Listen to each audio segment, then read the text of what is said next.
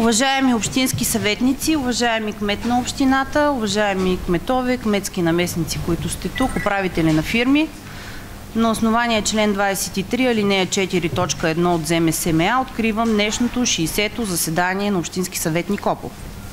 От 17 общински съветника в момента присъстват 15. По уважителни причини с подадено заявление отсъства госпожа Яница Йорданова и ще закъснее към момента, но ще се присъедини към нас доктор Шопова. Имаме кворум, 15 общински съветника, можем да започнем работа. И преди да пристъпим към работа, ми позволете да обявя вписване на нова група общински съветници. С решение номер 1 от 21 януари 2015 година и на основание член 44, алинея 1 до 4 и член 45, 46, алинея от 1 до 4 и член 47 от Правилника за организация и дейността на Общински съвет, се образува група общински съветници на политическа партия АБВ в състав председател Яница Людмилова Йорданова и членове Даниела Венелинова Калинова, Любен Фердинандов Лаков и Мария Людмилова Георгиева. Благодаря ви, колеги. Значи, колеги, преминаваме към приемане на дневния ред на днешното заседание. Проектът за дневен ред е предварително раздаден. Колеги, имате ли някакви допълнения към дневния ред? Мнения, становища по дневния ред.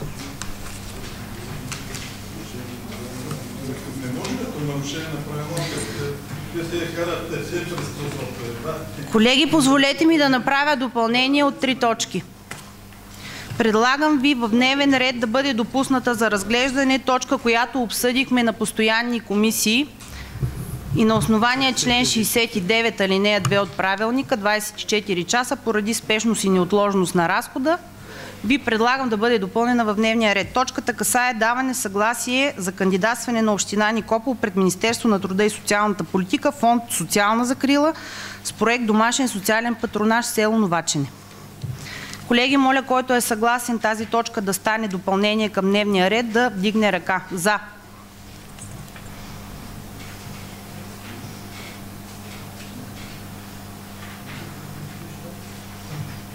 Колеги, гласуваме за допълнение, точката да стане част от дневния ред. Против. Въздържали се.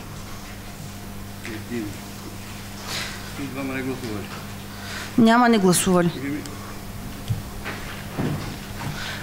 Колеги от ДПС, двамата колеги, ще гласувате ли или няма да участвате в днешното заседание?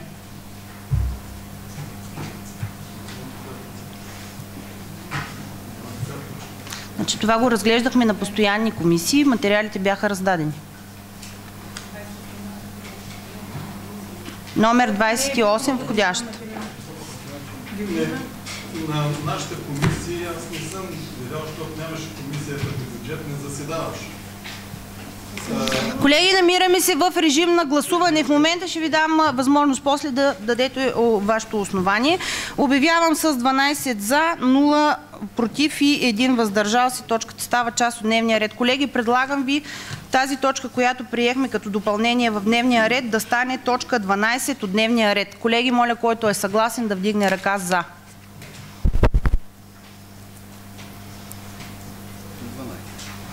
Против. 1. 12 на 1. Въздържали се. С 12 за, 1 против и 2 въздържали се, точката става точка 12 от дневния ред. Заповядайте, господин Николов. Понеже гласувах против, искам да се мотивирам защо. Такава точка нито не е предоставена, нито е разглеждана в комисията, защото не е имало заседание на комисията по бюджет. Добре. И в другата комисия, която участвах, която беше от 15 часа, аз дойдох в 15 часа, също такава точка не е разглеждана. Добре. Така. Колеги от комисията по бюджет и финанси, разглеждали ли сте такава точка или не? Да, тази точка беше разгледана по ваше предложение и се обсъди. Благодаря. Това, че някой не е чул, аз не мога да кажа защо. Така. Колеги, продължаваме да То не е имало заседание в 4 часа, свърши комисията на Яница и си заминах. Имаше ли, Пепо, ти си бил заместник там? Имаше ли заседание на тази Господин комисия? Николов, в момента не ви давам на никой от вас правото да коментира. Още не сме изяснили дневния ред на днешното заседание. Като приключим с дневния ред, ще имате... Да, може, разбира се. Може. Така, продължаваме относно дневния ред. Колеги, предлагам ви следваща допълнителна точка, която също дискутирахме, но не разглеждахме като проект за решение, да стане част от дневния ред. Точката касае финансиране на МБАЛ Никопол през 2015 година. Колеги, моля, който е съгласен тази точка да стане част от дневния ред, моля да гласува с вдигане на ръка за.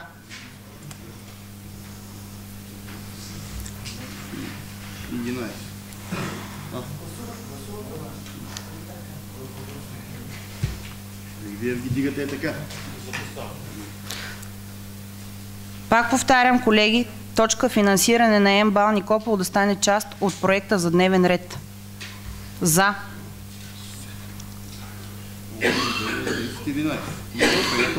Против. Въздържали се. 4. Уважаеми колеги, с 11 за, 0 против и 4 въздържали се, точката става част от дневния ред. Колеги, предлагам ви точка финансиране на МБАЛ Никопол да стане точка 13 от дневния ред. Моля, който е съгласен да вдигне ръка за.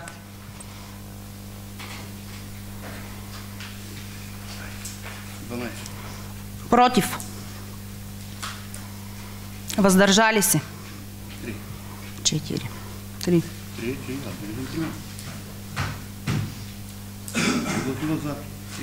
Аджевдет. Епо. Колеги, с 11 за и 4 въздържали се, точката финансиране на МБАЛ става точка 13 от дневния ред. И последната точка, която ви моля да включим в проекта за дневен ред на днешното заседание, е докладна относно наше решение за изработване на изменения в общия устройствен план на град Никопол във връзка с строеж на хидротехническо съоръжение Дунав мост 3. Колеги, който е съгласен точката да стане част от проекта за дневен ред, моля да гласува.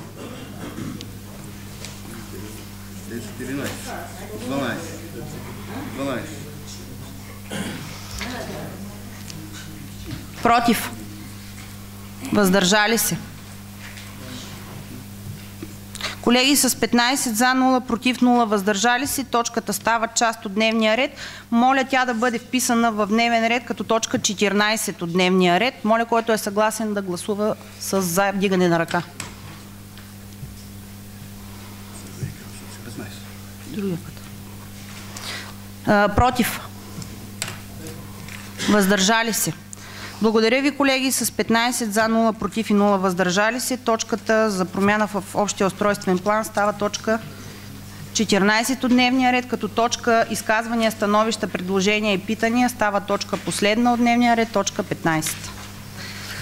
Колеги, след направените уточнения по дневния ред, моля, който е съгласен, проекта за дневен ред с направените изменения по него и включването на трите допълнителни точки да стане дневен ред на днешното заседание, моля да гласува с вдигане на ръка. Който е за?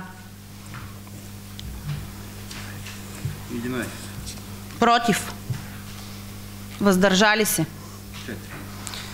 Така, уважаеми колеги, с 11 за, 4 въздържали се и 0 против, проекта за дневен ред става дневен ред на днешното 60-то заседание на Общински съвет Никопол. Благодаря ви. Можем да пристъпим към фактическата работа на днешното заседание.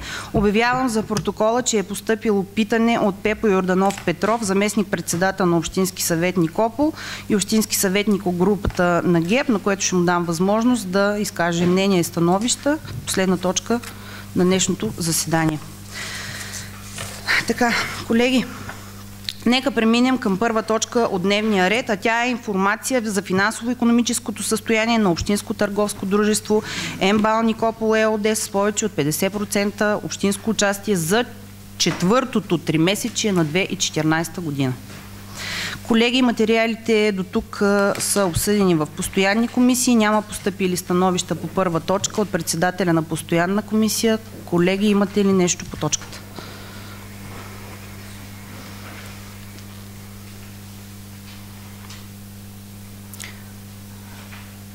Колеги, виждам, че няма желаещи. Нека преминем тогава в режим на гласуване. Вие, госпожо Шаргаби, нещо? Към момента няма. Мисля, че... Да, благодаря. Добре, колеги, минаваме към режим на гласуване. Гласуването е поименно. Госпожо Цакова. Господин Николов. Господин Сакаджиев. Господин Бинбашиев. Госпожо Топишева. Господин Азис. Господин Лаков. Госпожо Венелинова. Господин Георгиев. Господин Павлов. Госпожо Божинова. Доктор Желязков. Господин Халов. Господин Петров. И аз съм за.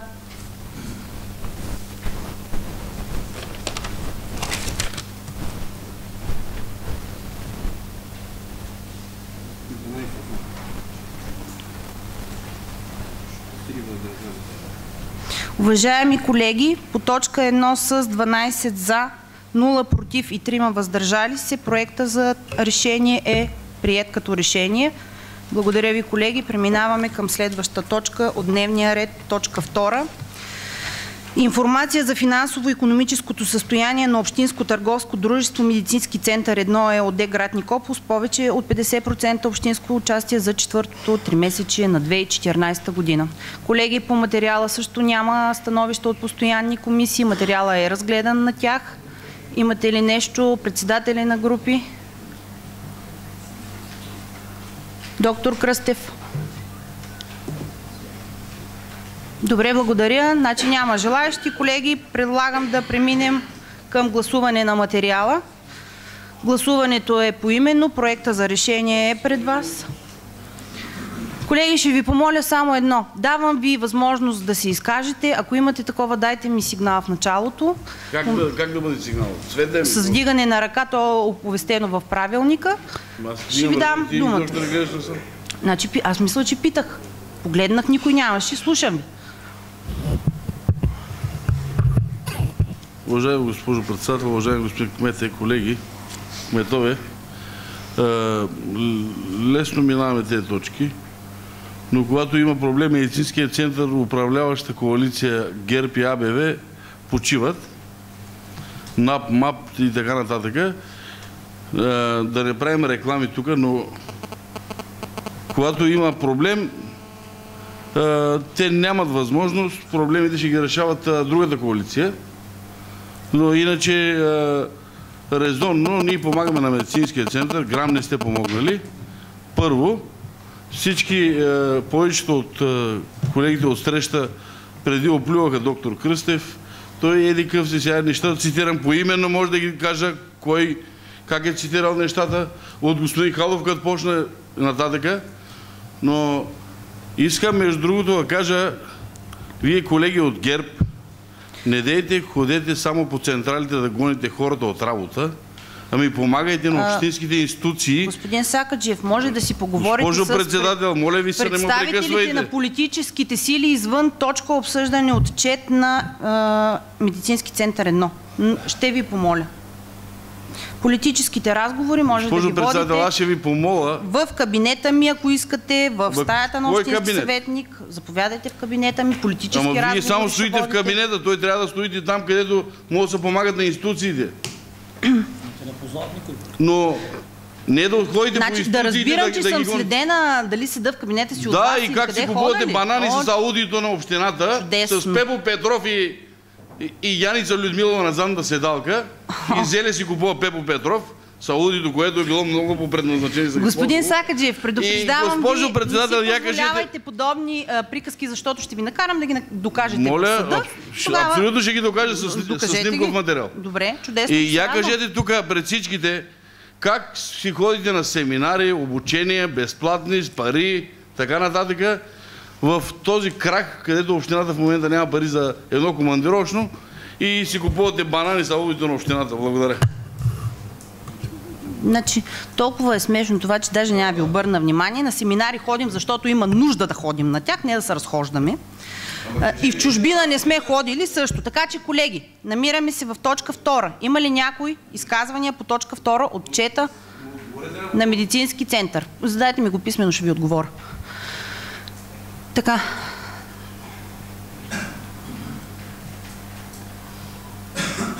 Няма. Добре, колеги. Нека преминем в режим на гласуване. Проектът за решение е пред вас. Гласуването е поименно. Госпожо Цакова. Господин Николов. Господин Сакаджиев. Господин Бинбашиев. Госпожо Топишева. Господин Азис. Господин Лаков. Доктор Венелинова. Господин Георгиев. Господин Павлов. Госпожо Божинова. Господин Желязков. Господин Халов. Господин Петров. Аз съм да. Уважаеми колеги, с 15 да, 0 против, 0 въздържали се, отчетът за четвърто тримесечие се приема. Благодаря ви.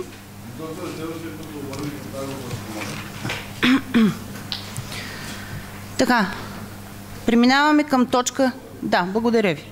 Преминаваме към точка 3 от дневния ред. Информация за финансово-икономическото състояние на Общинско търговско дружество Фарма Никопол ЕООД с повече от 50% общинско участие за четвъртото тримесечие на 2014 година. Точката е разгледана на постоянни комисии, няма допълващи становища. Колеги, имате ли нещо по точката? Управителят отсъства по неизвестни за мен причини. На комисии също не беше. Колеги,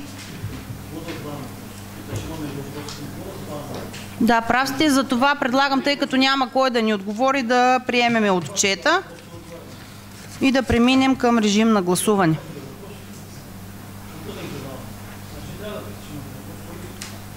Така, колеги, нека преминем в режим на гласуване. Гласуването е поименно, проектът за решение е пред вас. Госпожо Цакова.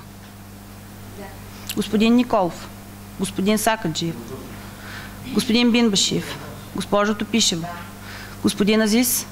Господин Лаков. Госпожо Венелинова. Господин Георгиев. Господин Павлов. Госпожо Божинова. Доктор Желязков. Господин Халов. Господин Петров. И аз съм да. Уважаеми колеги, с 13 да, 0 против и 2 въздържали се, отчетът е приет. Благодаря ви. Преминаваме към точка 4 от дневния ред.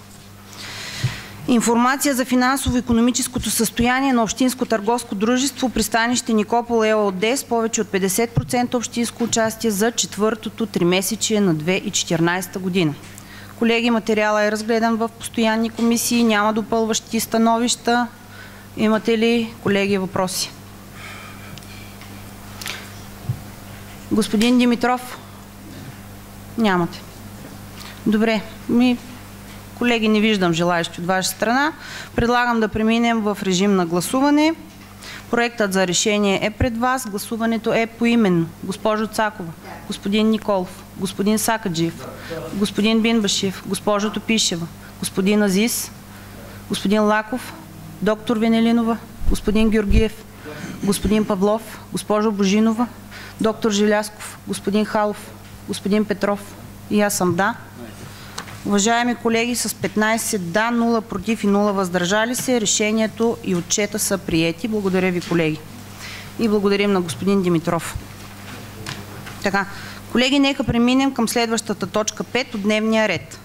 Промени в текстове в наредбата, касаеща такси за детски ясли, детски градини, специализирани институции за предоставяне на социални и други социални услуги по наредба за определяне и администриране на местните такси и цени на услуги на територията на община Никопол.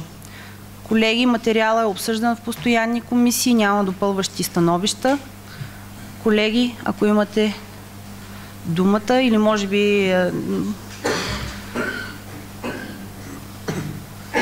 би Комисията по образование да даде за обществеността накратко яснота по измененията, които настъпват.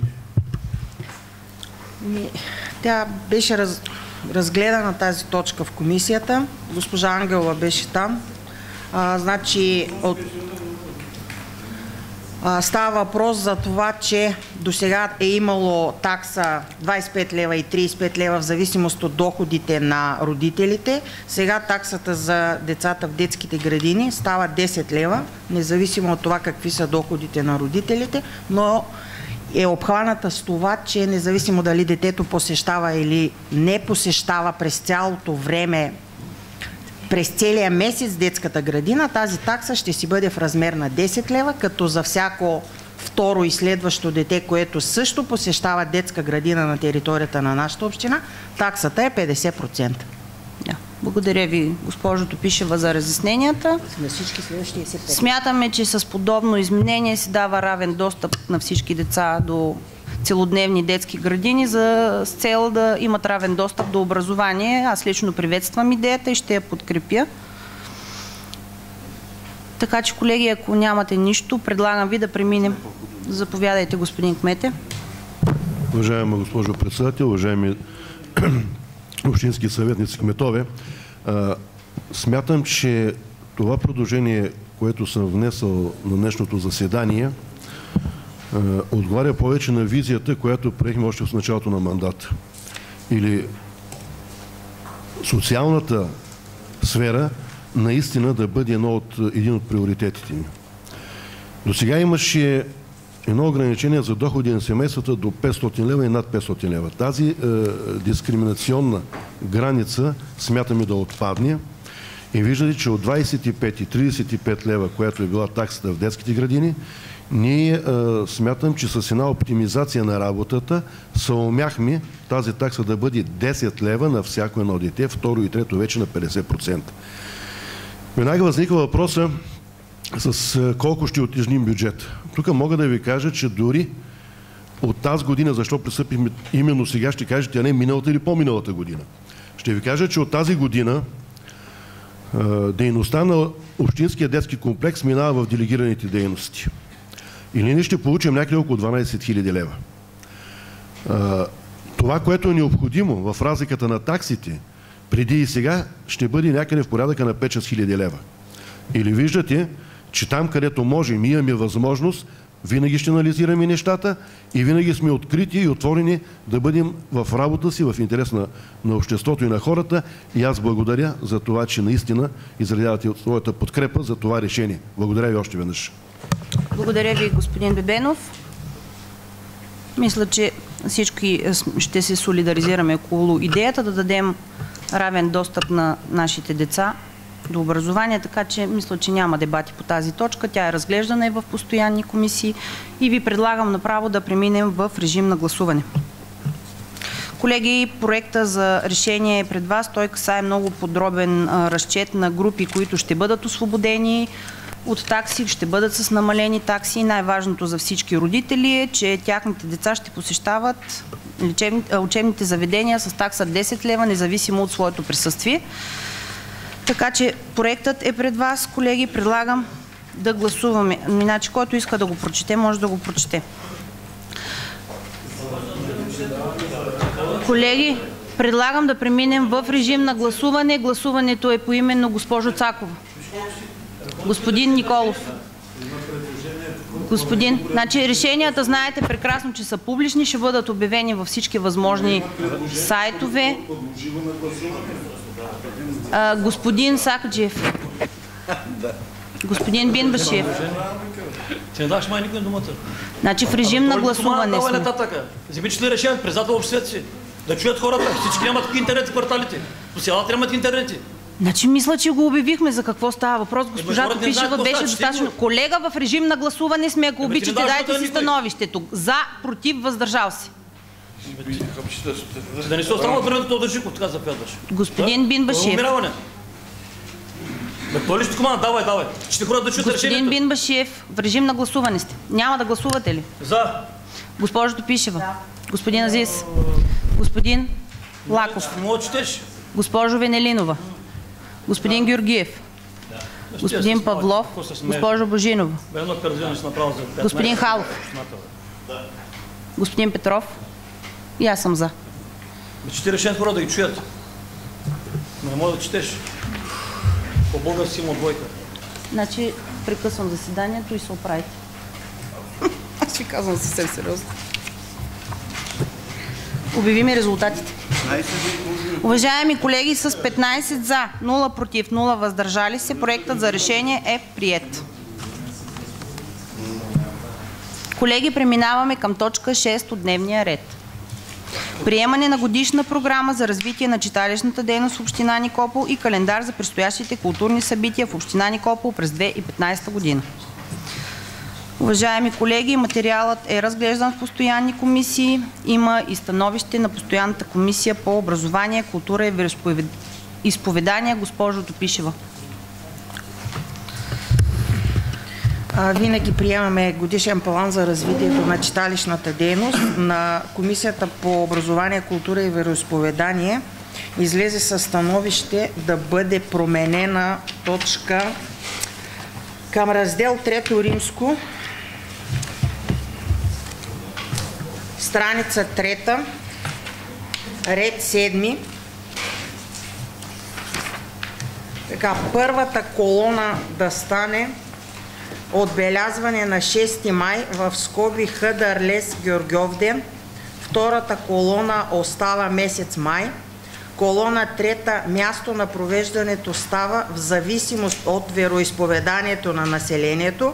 И колона четвърта става община, кметства, читалища. Тъй като празника е двоен, касае и мюсюлманското и християнското население и затова счетохме за необходимо да бъде редактирана и да бъде записана в този вид. Да. Благодаря ви, госпожо Топишева. Предлагам ви да гласуваме становището на постоянната комисия, което госпожа Топишева изчете. Така че, колеги, който е съгласен с направеното становище на постоянната комисия по образование, култура и вероизповедание, моля да гласува с вдигане на ръка за.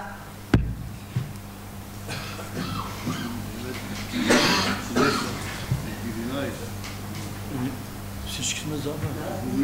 Къде ти е ръката? Против. 5 пъти дигаме ръката. Против. Надолу не виждаш. Въздържали се?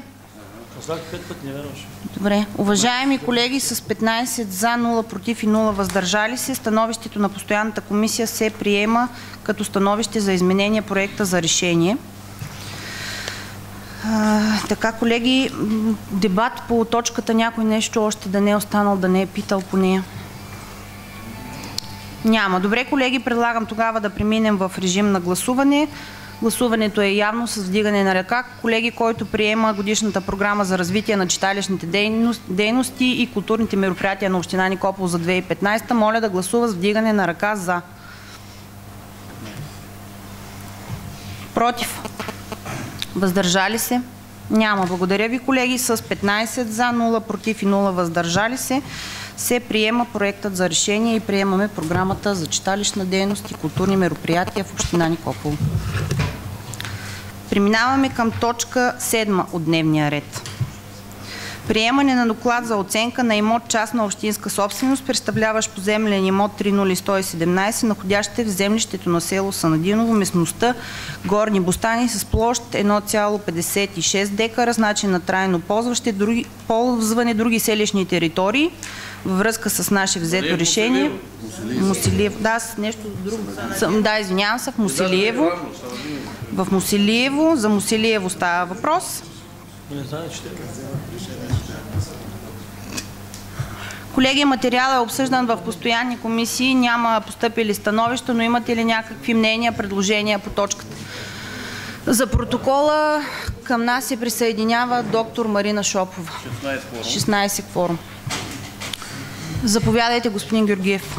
Уважаема госпожо председател, господин кмет и колеги, има направено предложение в решението за точка да се добави Господин Георгиев, може ли малко микрофона, да? В точка 2 да се добави следното изречение. 30% от стойността на продажбата да бъде използвана за инвестиционни цели в село Мусилиево. Да се върне стойността на продажбата. 30%. Като сума за... Други колеги? Колеги, направено е предложение за допълнение проекта за решение. И в село Санадиново. Господин Георгиев предлага 30% от постъпленията до 30. 30 чух или до 30? 30, добре. 30% от постъпленията от приходи от продажба да се върнат за инвестиционни намерения в бюджета на село Мусилиево. Колеги, който е съгласен с направеното предложение, моля да гласува с вдигане на ръка. За.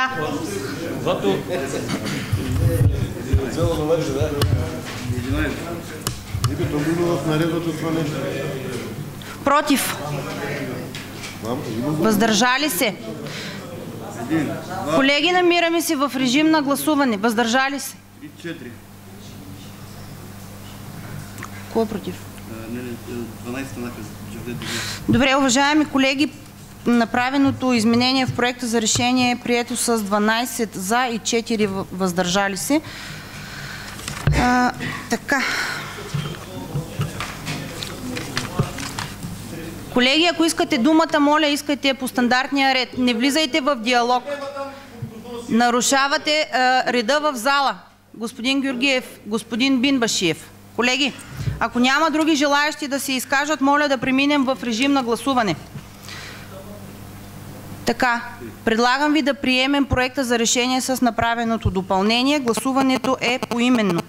Госпожо Цакова, господин Николов, господин Сакаджиев, господин Бинбашиев, госпожо Топишева, господин Азис, господин Лаков, доктор Венелинова, господин Георгиев, доктор Шопова, господин Павлов, госпожо Божинова, господин Желясков, господин Халов, господин Петров и аз съм за.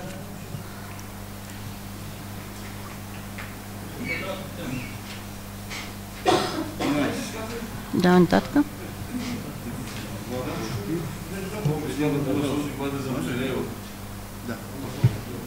Уважаеми колеги, с 13 за, 2 против и 1 въздържал се, проектът за решение с направеното изменение е приет. Благодаря ви, колеги. Преминаваме към точка 8 от дневния ред. Изплащане на помощ по решение на Общински съвет Никопол на Зеборе Исмаилова от град Никопол за погребение на починалото и новородено дете. Колеги, материалът е много неприятен, разгледан е в постоянни комисии, няма постъпили становища за изменение и допълнение на материала, но все пак, колеги, заповядайте, господин Дебен. Уважаема госпожо председател, уважаеми дами и господа общински съветници, кметове, материалът не е неприятен. Събитието, което е настъпило, е неприятно. Материалът е материал, който е внесен по надлежния законов ред. Неприятно е събитието, което е настъпило и за това, за което трябва да бъдат предназначени тези средства. Благодаря ви. След този урок по лексика, на който аз благодаря на кмета, разбрахте, че повода, по който се налага да вземем дадено решение, наистина е неприятен. Първото бебе за 2015 година почина. Не знам по какви обстоятелства. Не е първото бебе за 2015 година. Последното ранено на 2014 година. Нека да бъдем точни във фактите, когато ги говорим от тази трибуна. Благодаря ви. Да. Както и да е, в наши ръце в момента е да вземем решение за един неприятен случай.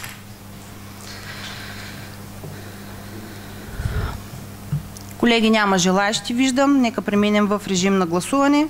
Проектът за решение гласи да се изплати на госпожа Зеборе Исмаилова еднократна помощ в размер на 200 лева за погребение на новороденото и дете.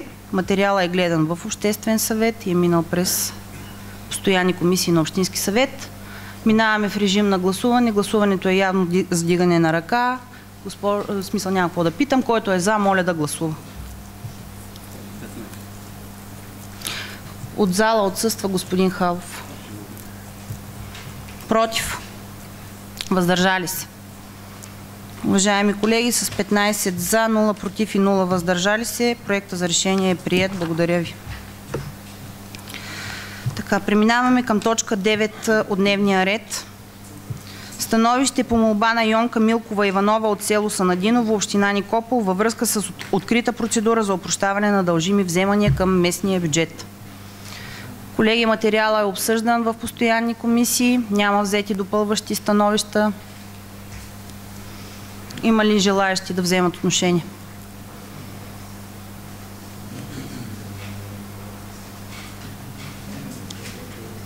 Колеги, виждам, че няма желаещи. И тъй като госпожата ще се интересува, случай е обследван, установено е, че не е изпълнила своите задължения към местната данъчна служба, т.е. не е представила доказателствен материал, с който или е продала въпросния си автомобил, или пък го е бракувала и прекратила неговата експлоатация пред КАТ, така че на нея са продължени да бъдат начислявани данъци. И Общински съвет, предлагам на Общински съвет да не опрощава подобен местен данък, тъй като това е по вина на лицето. Имаме много подобни случаи.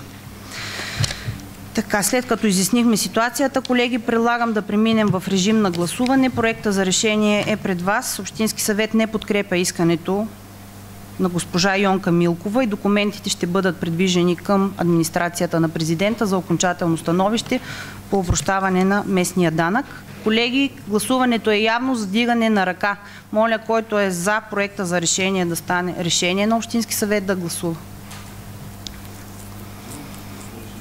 Против? Въздържали се? 1, 2, 12. Да, благодаря. Уважаеми колеги, с 12 за, 1 против и 2 въздържали се, проектът за решение е приет. Да, 15. Форум е 15 вече, защото и казаха. Така, колеги, преминаваме към точка 10 от дневния ред. Промяна в състава на постоянни комисии по социално подпомагане и трудова заетост и здравеопазване, спорт и туризъм и младежки дейности към Общински съвет Никопол, мандат 2011-2015. Колеги, материалът е разгледан в постоянни комисии, няма допълващи становища и предложения. Имате думата.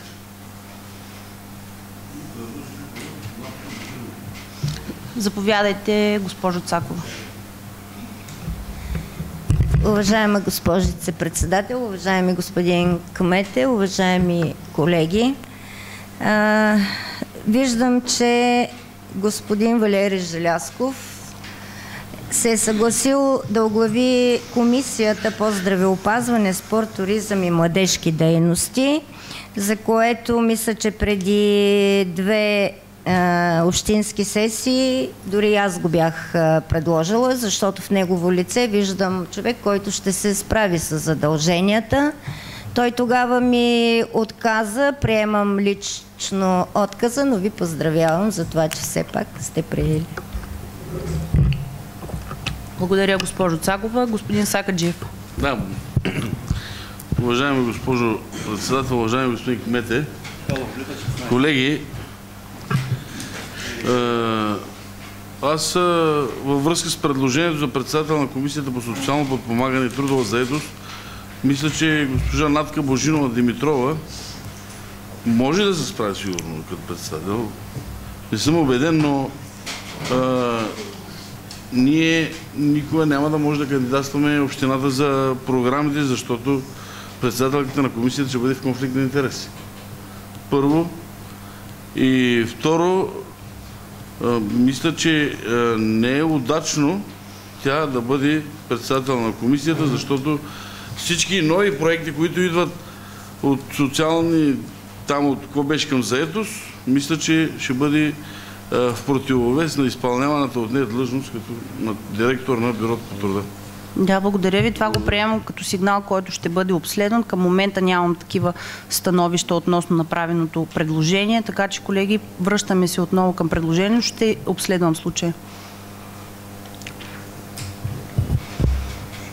Заповядайте, господин Бинбашиев.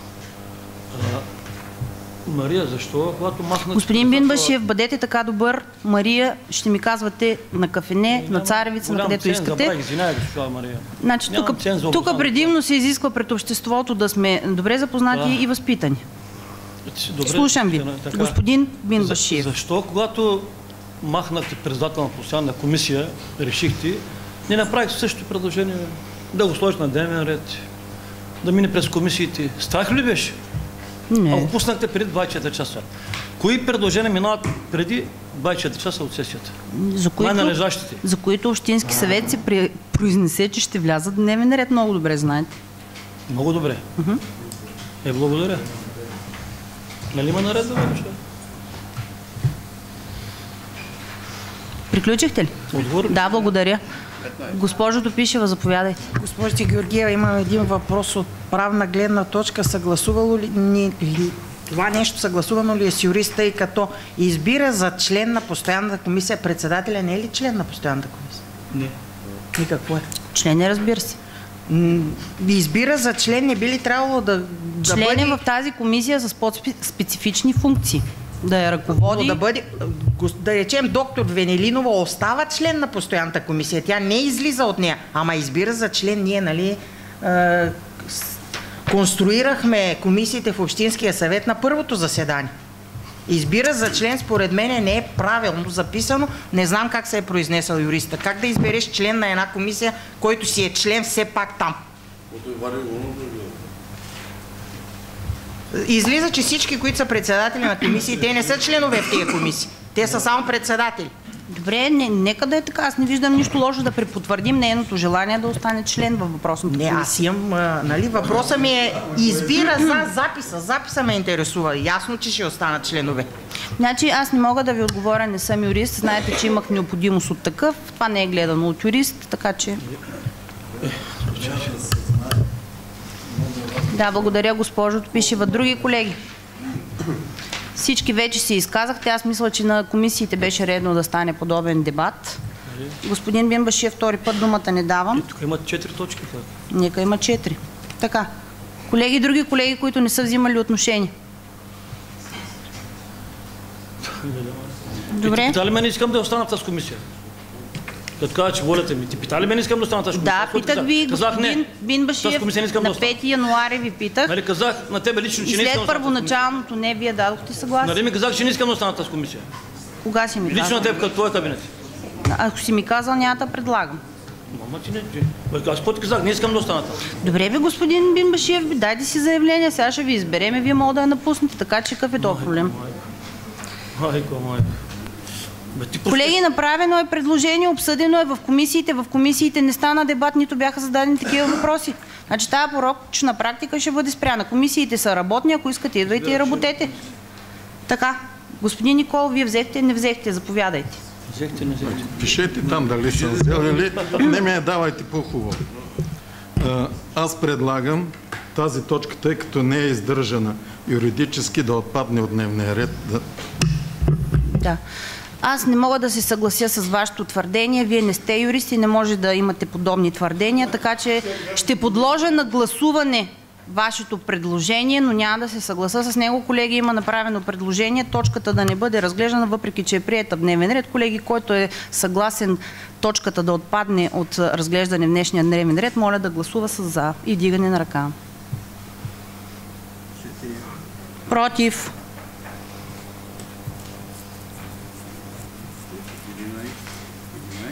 Въздържали се? Благодаря ви, колеги. С 4 за, 11 против и 1 въздържал се. Предложението на господин Николов не се приема. Господин Халов, заповядайте. Искам да обясна отрицателен вод. Мълчах от началото от точките и гледам отсреща една голяма злоба, едно опит за пречене. Аз не виждам за какво трябва да продължаваме така. То се вижда от на кого страната е. Мисля, че... Господа, моля ви се сега, вас не ви прекъсва никой. Вижда се и днеска, се вижда и на миналата сесия се видя, затова гласувах против. Да, благодаря ви, господин Халов. Всички вече се изказахте, разбрахме, че ще обсъдим всякакви възможни подводни камъни, които може да има във въпросната точка. Колеги, предлагам ви да прекратим дебата и да преминем в режим на гласуване. Проекта за решение е пред вас за обществото. Ще зачета. Предлагаме за председател на Постоянна комисия по социално подпомагане и трудова заетост при Общински съвет Никопол да бъде избрана госпожа Натка Божинова Димитрова. За член на Постоянната комисия по социално подпомагане и трудова заетост да бъде избран господин Сали Ибрамов Бинбашиев. За председател на Постоянната комисия по здравеопазване, спорт и туризъм при Общински съвет да бъде избран доктор Валерий Димитров Желязков. Господа, ще ви изгоня. И за член на постоянна комисия по здравеопазване, спорт, туризъм и младежки дейности да бъде избрана доктор Даниела Венелинова Калинова. Колеги, гласуването е явно с вдигане на ръка. Който е съгласен проекта за решение да стане решение, моля да вдигне ръка.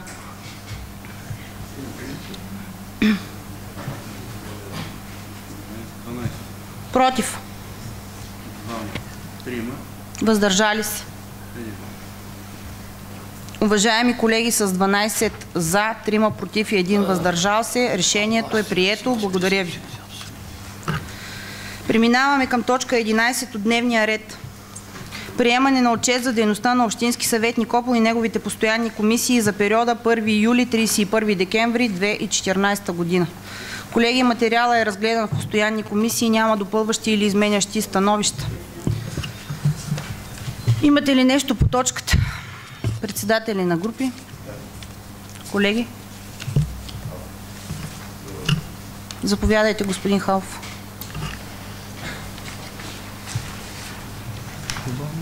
За пръв път пред нас като общински съветници е представен от председателя на Общински съвет отчет за свършената работа. 3 години се мъчихме това нещо да бъде факт, не можа да се случи. Поздравявам ви, госпожице председател. Много ви моля, Поздравявам ще ви дам възможност да се изкажа. Поздравявам ви, госпожице председател, за това. Благодаря ви за внимание. Благодаря ви, господин Халф, и за лично споделената оценка. И аз не можах да намеря представен отчет от председателя. Намерих отчети от кмета на общината, който ги внася редовно и регулярно в законовия срок. Така че, колеги, господин Халов, благодаря ви за оценката. Отчета не е толкова за нас, колкото е за обществото. Той следва да бъде публикуван след наше решение за одобрението му в местна, регионална медия и в сайта, информационния сайт на община Никопол, с цел населението да се запознае с нашата работа. Така, колеги, господин Сакаджиев, заповядайте. Аз се извинявам, госпожо председател, когато вие знаете, че господин Халов лъжи, по него спрете, че за първи път има отчет на Общински съвет, нали? Виждам, че се чувствате засегнат. Обещавам ви да направя справка за този мандат, колко са внесените общински съвети. Вие от обещанието от справките от трета сесия до сега не сте донесли даже и справката за първия въпрос за комисиите.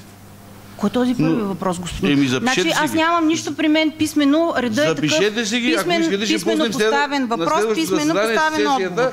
От месец декември. За доктор Венелинова ли ми говорите? Не, като се рисувате, поне си запишете нещата. Първо. И второ, това нагло отношение на господин Халов в целия град и в цялата община ще предизвика, даже в обществеността в града е предизвикано напрежение заради вас. Първо, и ако искате следващия път на сесията, ще дойдат и хората. Защото съм ги спрял, господин Георданов знае, за вашето гласуване за пасища и мера за АЕС Гьол, дето ловуваш за фазан. Значи нещо, пак ви връщам. Не. Имате ли нещо моля ви, за да не ме прекъсвайте. Ще ви помоля, ако имате политически разговори, няма политически в момента, да не говоря политически разговори. Да ги водите, каня ви в моя кабинет. Спрете с вашия кабинет, да не сте зетъртиви. Значи намираме се в сесия на Общински съвет, гледаме материал. Не, аз искам за отчета на Общинския съвет. Да, слушам ви за отчета на Общинския съвет. Аз искам цялата общественост да знае, че този проект, дето 30 години тичаме за него, за тази прословута хидромеролативна дига ли, как... И това къде в отчета го срещнахте? Госпожо председател, моля ви се, не ме прекъсвайте. Предния път за свалянето на председател, какво прекъсва, не знам какво прави. Ама този път май председател ще бъде свален по друг начин. Хайде, аз чакам. Значи, пред цялата общественост, тези колеги от среща гласуваха против дълга, против проекта, където живеят те. Аз не живея тук, аз живея горе в квартал, там никой няма се наводна. Но такава наглост, защото виждат, че в този мандат се свършиха доста неща и от болки, и от сигурно от това да не могат да си признаят нещата, които се случват, и ще гласуваме напук и напротив. Аз мисля, че това не е отговорно поведение на общински съветници. И колеги, ако вие не гласувате, това не е ултиматум, но общината ще дойде в едно положение да връща 1,5 милиона, 2 милиона. Тук са колеги с повече мандати, кметове. Нека да не вкарваме в общината с 2 милиона загуба, защото вие ще бъдете поименно сложени на табели пред общината. Така, благодарим ви. Даже се радваме да си прочетем табелите там. Съжалявам, че не бяхте на дебата на 21-ви. Бяхте възпрепятстван. Този дебат не се води днес, така че, колеги, гледаме отчета за дейността на Общински съвет Никопол. Няма други кандидати. Колеги, предлагам да преминем към режим на гласуване. Гласуването е явно с вдигане на ръка. Колеги, който приема отчета за второто 6-месечие на 2014 на Общински съвет и неговите постоянни комисии, моля да вдигне ръка за.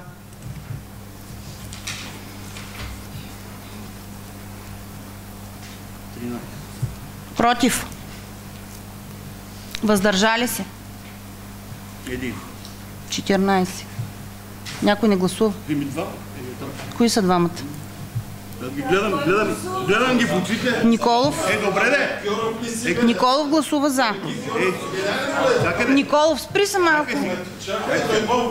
Защо видях нея ли тебе не? Аз броя. Кой дигнат вас броя оттам? Моля ли те, Николов? Така, значи разбирам, че един от вас гласува. Аз откъде ще броя моя работа? Значи... Въпросът е, че стане цаква ръката и е горе, твоите е долу. Беше, била е горе, била е. Колеги, намираме се в режим на гласуване. Господин кмете, ако обичате, не сме в... Казвам ви, вие абсолютно несериозно се отнасяте към тази работа. В момента трябва да ви обявя резултати, докато не ги обявя, вие не разговаряте. Ако не ви е ясно, да ви изясня как е по правилник. Значи, един от вас е гласувал против. Всички останали са гласували за. Има ли някакво разминаване в това, което казвам? Кой е въздържал се? Значи, колеги, не искам обществеността да остава с впечатление, че господин Петров не може да ви изброи ръцете. Правете всичко възможно да обявите явно гласа си, а не да се криете под масата наляво и надясно, когато ви казвам, че трябва да гласуваме. Значи това сериозно отношение е от ваша страна.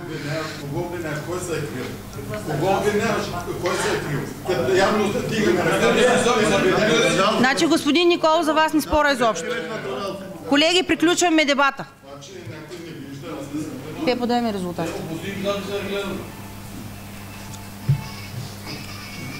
Добре, колеги, аз ги изборих. Въздържал се против господин Сакаджиев, не му разбрах гласуване. Господин Сакаджиев, питаме ви специално вас как гласувате. Благодаря. Така, уважаеми колеги, с 14... Господин Петров, да обявя резултатите, после си питате. С 14 за, 0 против и 2 въздържали се, отчетът на Общински съвет е приет. Благодаря ви, колеги. Преминаваме към трите допълнителни точки, включени в дневния ред. И по-точно към точка 12. Даване съгласие за кандидатстване на община Никопол пред Министерство на труда и социалната политика, фонд социална закрила, относно проект Домашен социален патронаж, село Новачене за реновиране. Колеги, материала, нищо, че е внесен 24 часа преди сесия, беше и обсъден на постоянни комисии. Няма допълващи и изменящи се становища. Така че, колеги, ако имате нещо по точката, председатели на групи, председател на комисии.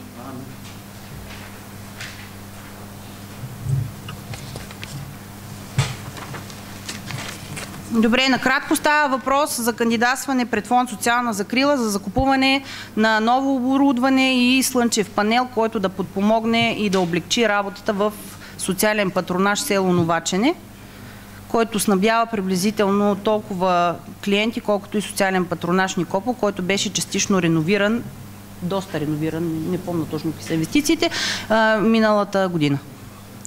Става въпрос за проект на стойност 25 919 лева, от които собственото участие на община Никопол е 2665 лева. Добре, колеги, виждам, че няма желаещи. Проектът за решение е пред вас. Гласуването е явно с вдигане на ръка. Колеги, който подкрепя проектът за решение, моля да гласува с вдигане на ръка. Против? Въздържали се? Уважаеми колеги, с 16 за, 0 против, 0 въздържали се, проектът за решение е приет. Благодаря ви. Преминаваме към точка 13 от дневния ред. Финансиране на МБАЛ Никопол през 2015 година.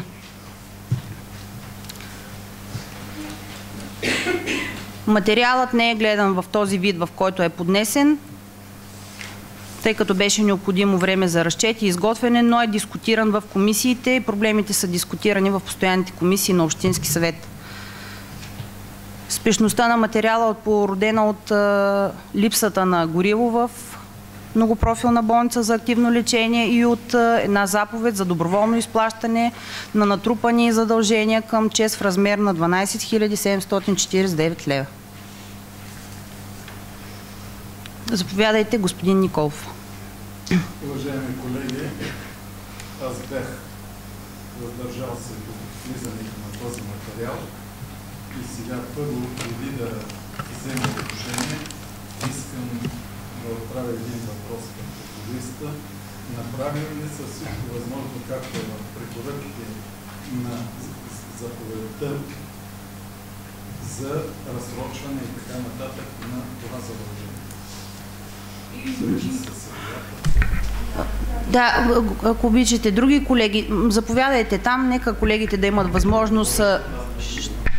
Имате нещо допълващо.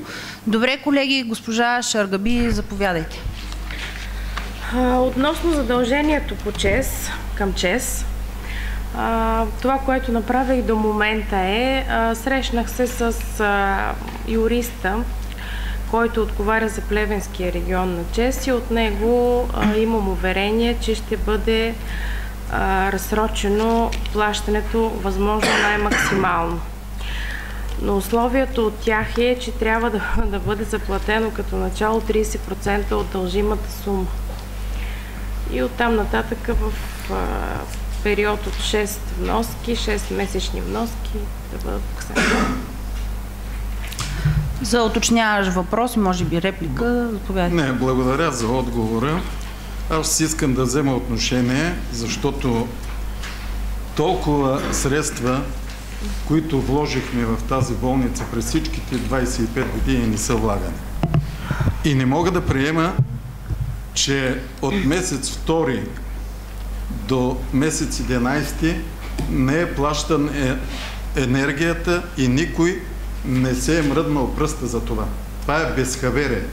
В резултат на което трябва да се платят и 1567 лева лихви, хонорари и така нататък допълнително, което е щета за общината. И аз препоръчвам тук има и заместник кметови, които са ресорни отговорници и други. Препоръчвам на кмета на общината, нека всички дружества, които са 100% общинска собственост, имат си ресори, всеки понеделник да се явяват при ресорите, за да се уточняват задачите за седмицата, за месеца и така нататък, за да има по-голяма профилактика, по-голямо запознаване с проблемите и задачите на съответното дружество, за да се не допускат такива щети, защото тези щети не само на дружество, те са и за общината.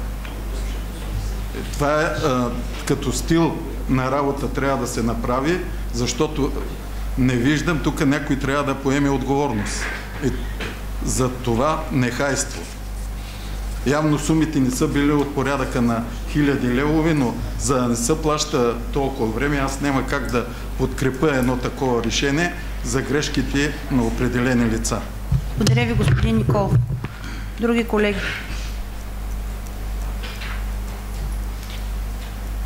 Аз, госпожо Шаргаби, имам няколко въпроса от вас.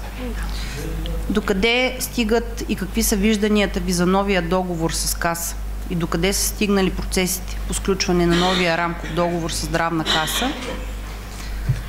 И втория въпрос е, тъй като току-що при започване на сесия получих вашия доклад, накратко, какви мерки залагате, защото наистина МБАЛ Никопол е в много тежко състояние, понякога ще се наложи по-скоро да прибягваме към непопулярни мерки за намаляване на разходната част.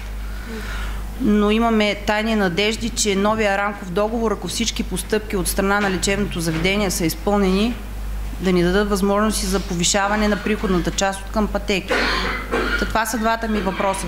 Докъде е стигнала работата на лечебното заведение по новия рамков договор с Здравна каса? Предвиждани ли са включвания на нови пътеки, завишаване на дейности, нива и така нататък? И втория въпрос е накратко да ни запознаете с доклада, който предполагам Здравна комисия ще разгледа вече с новоизбрания председател. Честито господин Желязков, че забравих и госпожа Божинова. Ще разгледат по-сериозно, нали, и обстойно в заседание на Здравна комисия. Така, значи, като начало запознах се с състоянието на болницата към дата 31 декември 2014, обезпеченост и финансово състояние. Съставих един доклад, който вчера внесох в деловодството на общината, в който съм отразила в 6 точки, като първа точка обезпеченост на болницата към момента. Болницата разполага със следните медицински звена. Вътрешно отделение. Значи аз ще ви помоля накратко, накратко да ни кажете, значи те ще се разгледат, доклада ще се разгледа подробно, добре, но мисълта ми е докъде сте стигнали в момента с договорките с Здравна каса, защото ако разберете, че няма ли договор с Здравна каса, значи това означава автоматично, че няма никакъв смисъл повече да говорим за болница. Така е. И в този доклад констатирали ли сте някакви възможности за намаляване на разходната част? Да, абсолютно. Да. Значи това, което ми беше предоставено от главния счетоводител, основно на него съм се позовала. Така, първо за договор с Здравната каса. Днес е датата за внасяне на документите по сключване на договора с Здравната каса. Колеги, нека да запазим малко тишина. Значи в рамките на времето, в което бях до този момент прокурист на болницата, извърших много бройни срещи с Здравна каса, с РЕЗИ и различни институции. Това, което първо ми направи впечатление е, че лошото име на болницата относно безхаберието, без никакви срещи с управителя на болницата, който е бил Ана Иванова. Пращани са служители на болницата, които не носят тая отговорност и така. Това е, което го установих. Какво направих аз? Значи, относно сключване клинични, значи това, което установих е, че първо не се работи пълен обем. Имаме 13 клинични пътеки към момента, които не се работят в пълен обем. Основно и така най-доходоносно работи вътрешно отделение, като по клиничните пътеки. Трябва да се завишат приходите от клиничните пътеки в детско отделение и акушеро-гинекологично. Там имаме основно само раждания като клинична пътека. Също така установих, че има 2 клинични пътеки, за което ниво отговаря болницата, първо ниво, 26-та и 27-ма. Това са клинични пътеки, които изискват назначаването на гастроентеролог в болницата.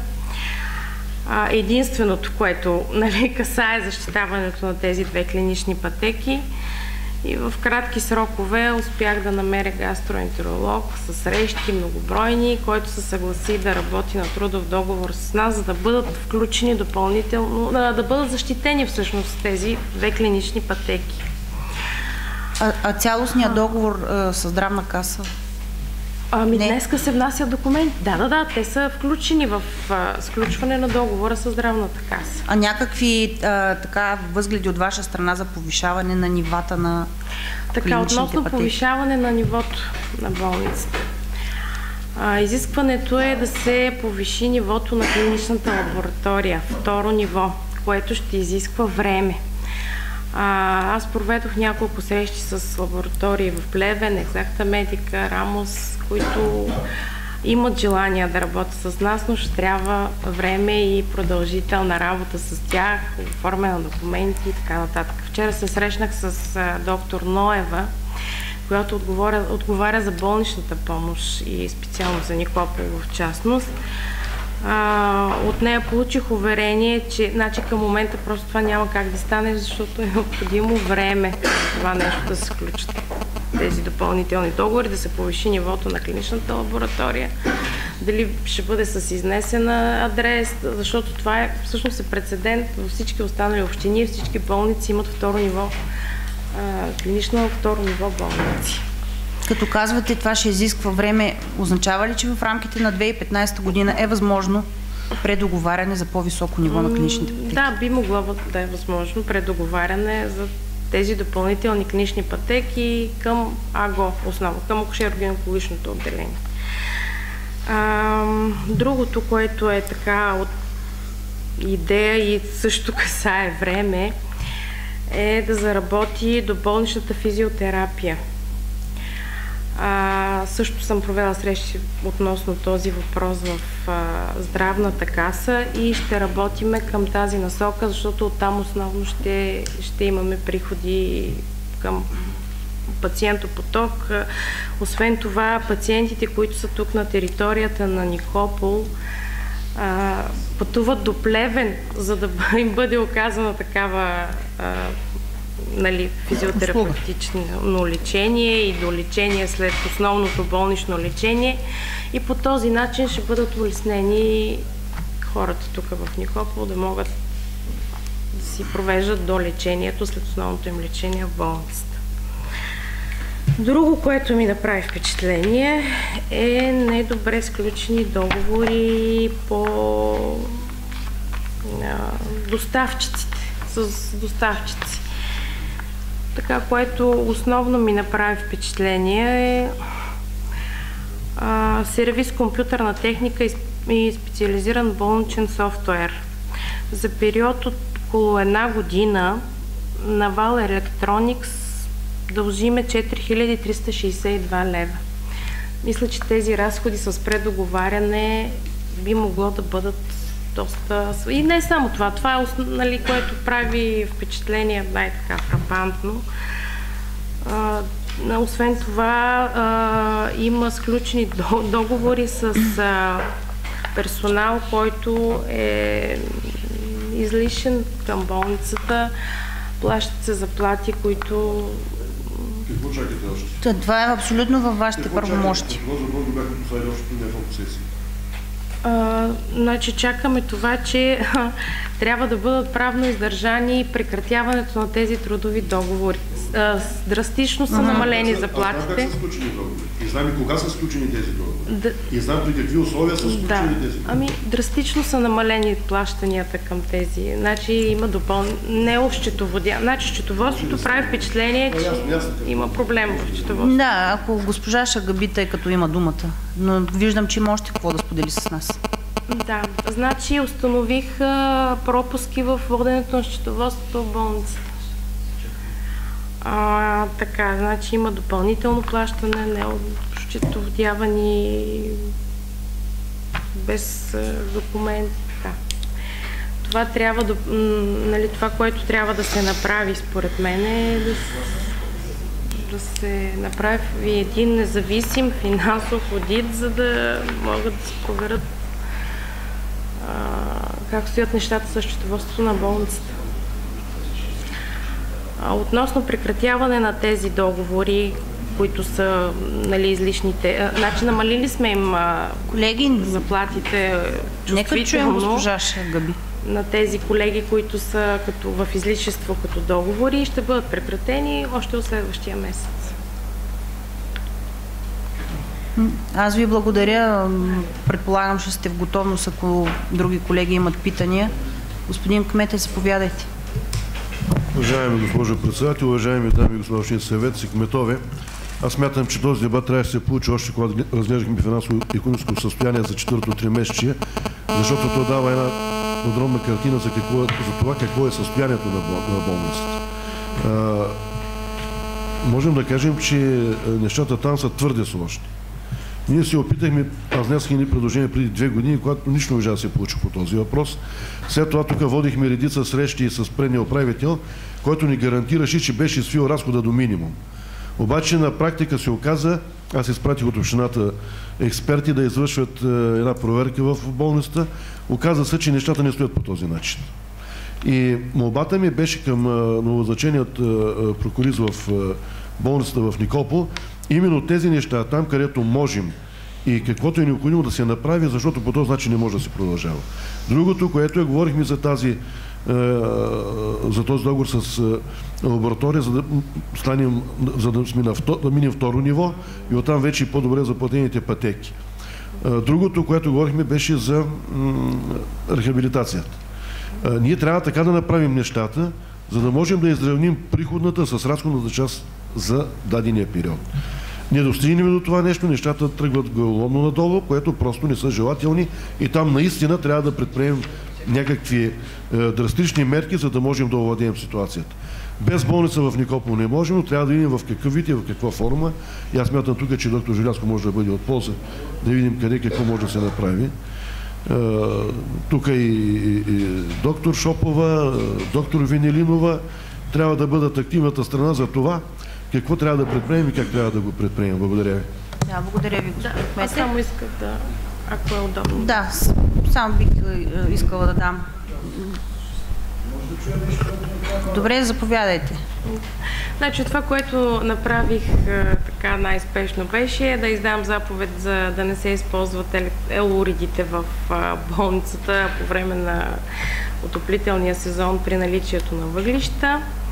И другото, което издадох заповед да не се установих, че се изплащат командировъчни на персонала, когато се налага, нали, да се ходи до Плевен, да се носят документи и така нататък. Нали, издадох заповед да бъдат изплащани само пътни, без командировъчни дневни. И другото, което пуснахме в движение колата на болницата, която беше автомобила, нали, който беше в спряно движение миналата година в лятото, за да могат да се сведат до минимум разходите на персонала по пренасене на документи и така. Това е. Благодаря. Само в заключение на вашите думи ще кажа само едно.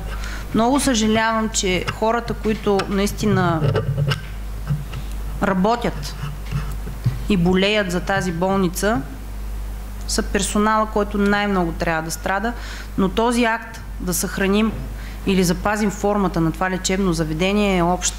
Както на персонала, който ще изтърпи може би най-големите рестрикции, така и на населението, така и на местната власт. Добре сте започнали, търсете и други възможности, защото трябва да се ползват непопулярни мерки, трябва да се свият разходите до минимум. До минимум, да. Господин Азис искаше думата, председател група, после господин Халк, после на вашата. Заповядайте, господин Азис. Благодаря. Госпожица и председател, колеги, абсолютно съм солидарен с кмета, че това трябваше да се разглежда, нали, в по-предната точка. Но, имайки в предвид това всичкото, въздържах се от по-предната точка, тъй като прецених, че сега ще стане въпрос за това. За съжаление, имам чувството, лично мое, че се връщаме точно 2 години или колко стана, 2 години и половина назад.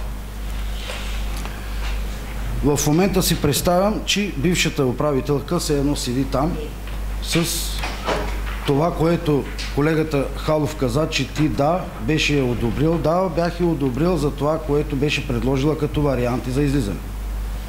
За съжаление, в последствие всички сме свидетели в какво състояние е болницата в момента.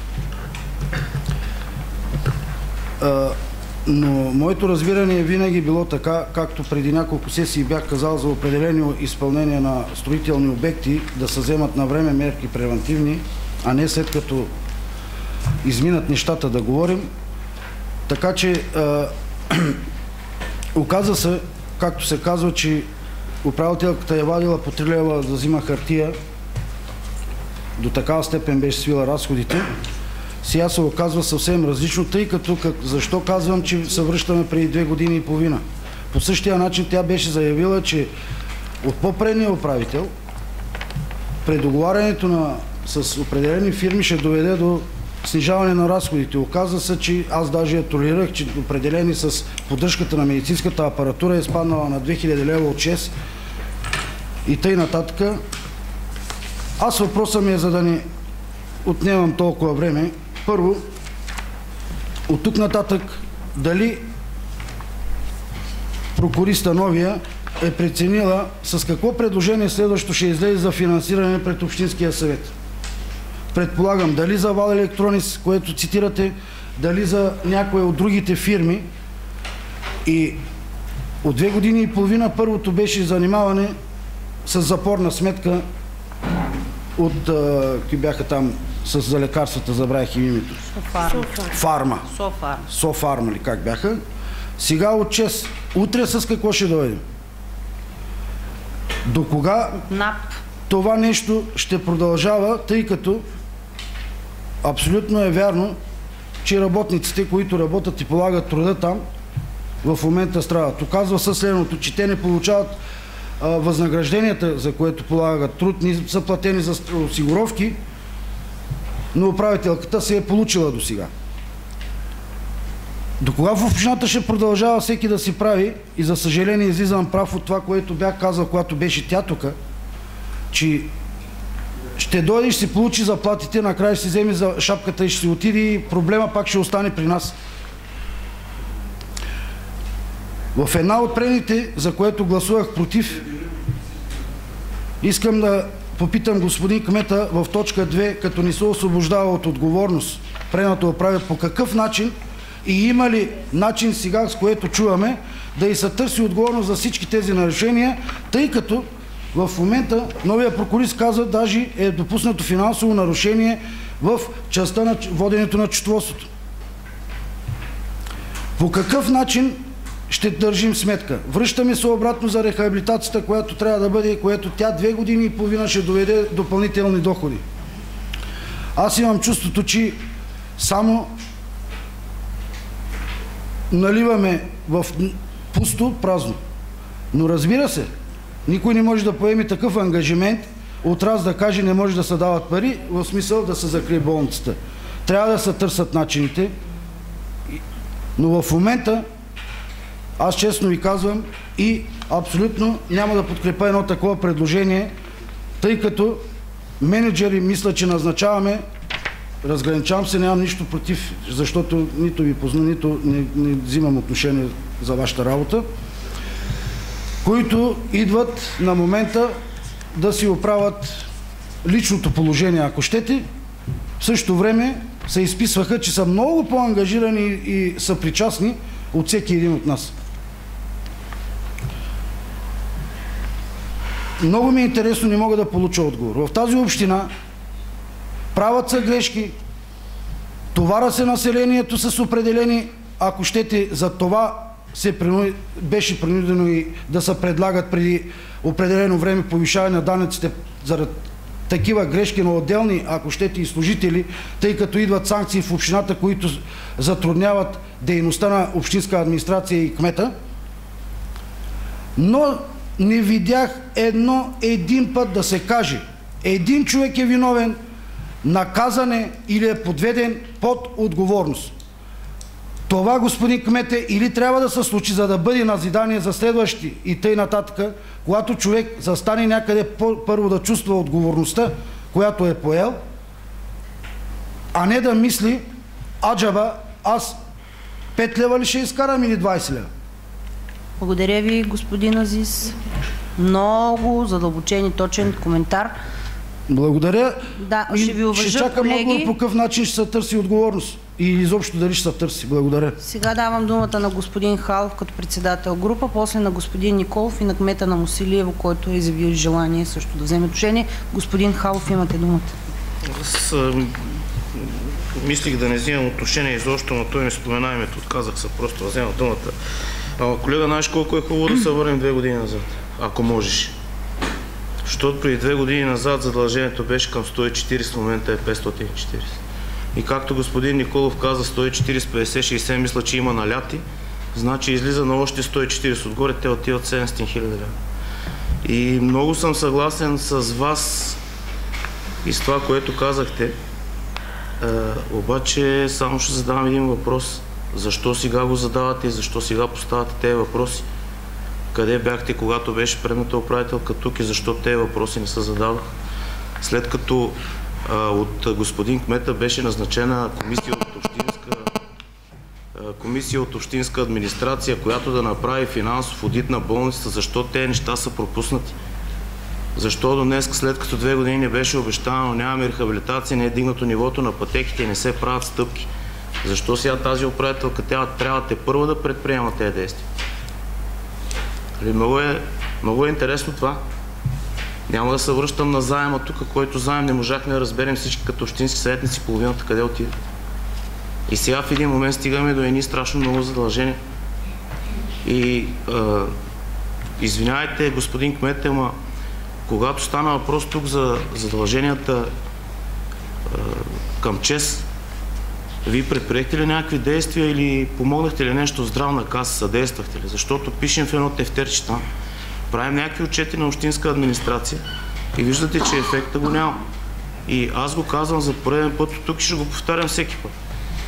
Вие сте човека, който трябва да координира работата на двата центъра, които се занимават с здравеопазване на здраве и на болница. Там координация няма. Отваряйки пътеките, ще има ли хора в тези пътеки? Какво става с общо практикуващите по селата? Защото тенденцията не е добра. Да, ще назначим, примерно, ендокринолог или какъв се води, няма значение. Но ще има ли работа? Ще има ли работа? Или ще стои там без нищо, също нашите хора ще ходят, както през годините са го правили, ще ходят до плен на лечение. За неща, които болницата има пътеки, примерно. Мен това ме притеснява. Виждам, че новия управител, новата госпожа, която е поела там, има някакво желание да се справи и поне пред нас излиза един доклад, който прочетох някои работи, но трябва да задам някои въпроси на хора, за да ги коментирам. Не искам сега да ги коментирам, то ще имам време. Предлагам тъй като правя директно предложение, точката е за отпускане на средства. Преди това имаше точка за отчет. Предлагам да минем към гласуване и ако колегите са съгласни да одобрим това нещо и да прекратим дебата, защото няма смисъл да говорим едни и същи работи всичките. Благодаря. Да, благодаря ви, господин Халов. Можете, заповядайте. Значи, солидарен съм с господин Халов, само че да доизясня. Последно време наблюдавам, че хора, които се пишат за политици, мисля, че се основават повече на късата памет на хората от това небитие и трудностите в живота, че не си спомнят кога, какво, кой е говорил. Аз никога не съм пренебрегвал избиратели, в смисъл, че и вярвам, че всеки един следи в тази зала, всеки кой как говори и кога, дали е последователен в действията си. В тази насока бих припомнил само едно, че лично за себе си съм направил необходимото. Както бях я похвалил за доброя бизнес план, бившата, така в последствие въпросите, които съм задавал на сесиите при отчетите, са били точно в тази насока. И от един от въпросите, за да се снижи, беше освободен в последствие юрист, който се ползваше, получаваше възнаграждение, господин Халов. И ред други такива. Разликата е, че абсолютно съм... Не, казвам, че съм поставил такива въпроси и единственият човек, може би, който може да се провери в протоколите, който не е гласувал за отчетите, не е приемал и съм гласувал против отчетите на болницата.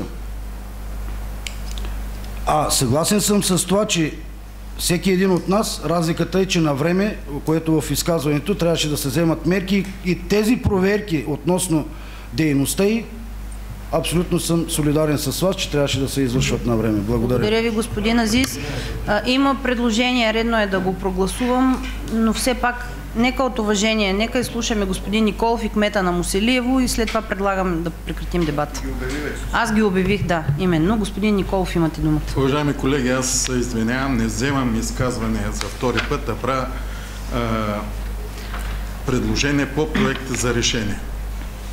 Тъй като в заповедта на съдията се дава възможност в двуседмичен срок, ако има решение по този въпрос, тя да не влиза в сила, мисля, че след като прокуристката ни увери, че има необходимите разговори и разбиране за разсрочване на плащанията в рамките на 30% първоначално, които представляват около 3800-4000 лева, затова правя следното предложение.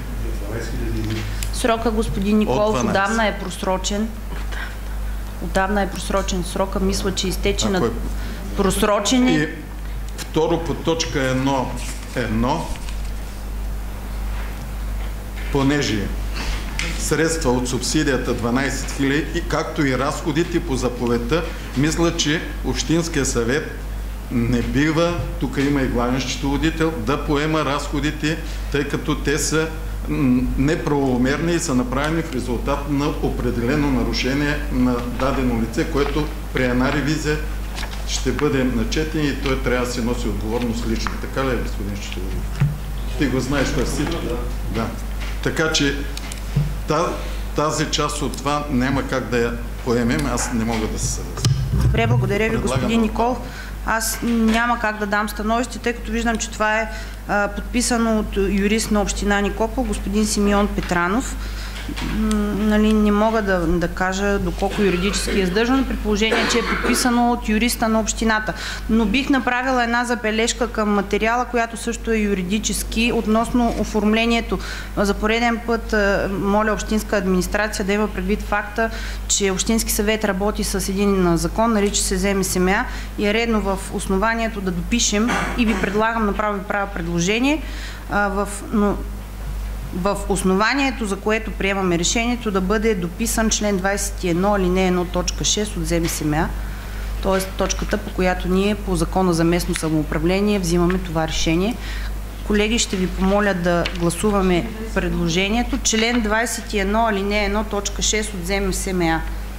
Това са решения на Общински съвет, свързани с бюджета на община Никопол. Така, правя ви предложение. Колеги, който е съгласен с допълнение в законовата рамка на проекта за решение, моля да гласува с вдигане на ръка. За.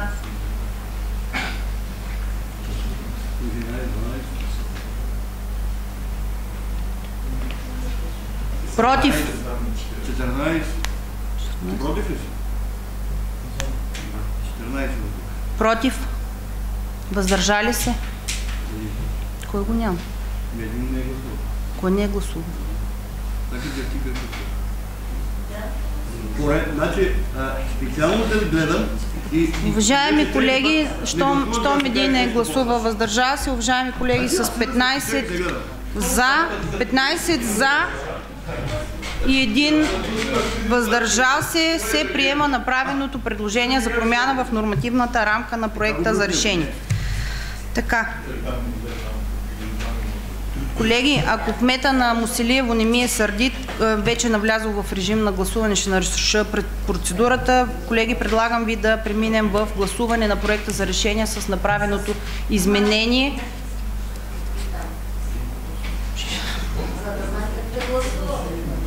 Да.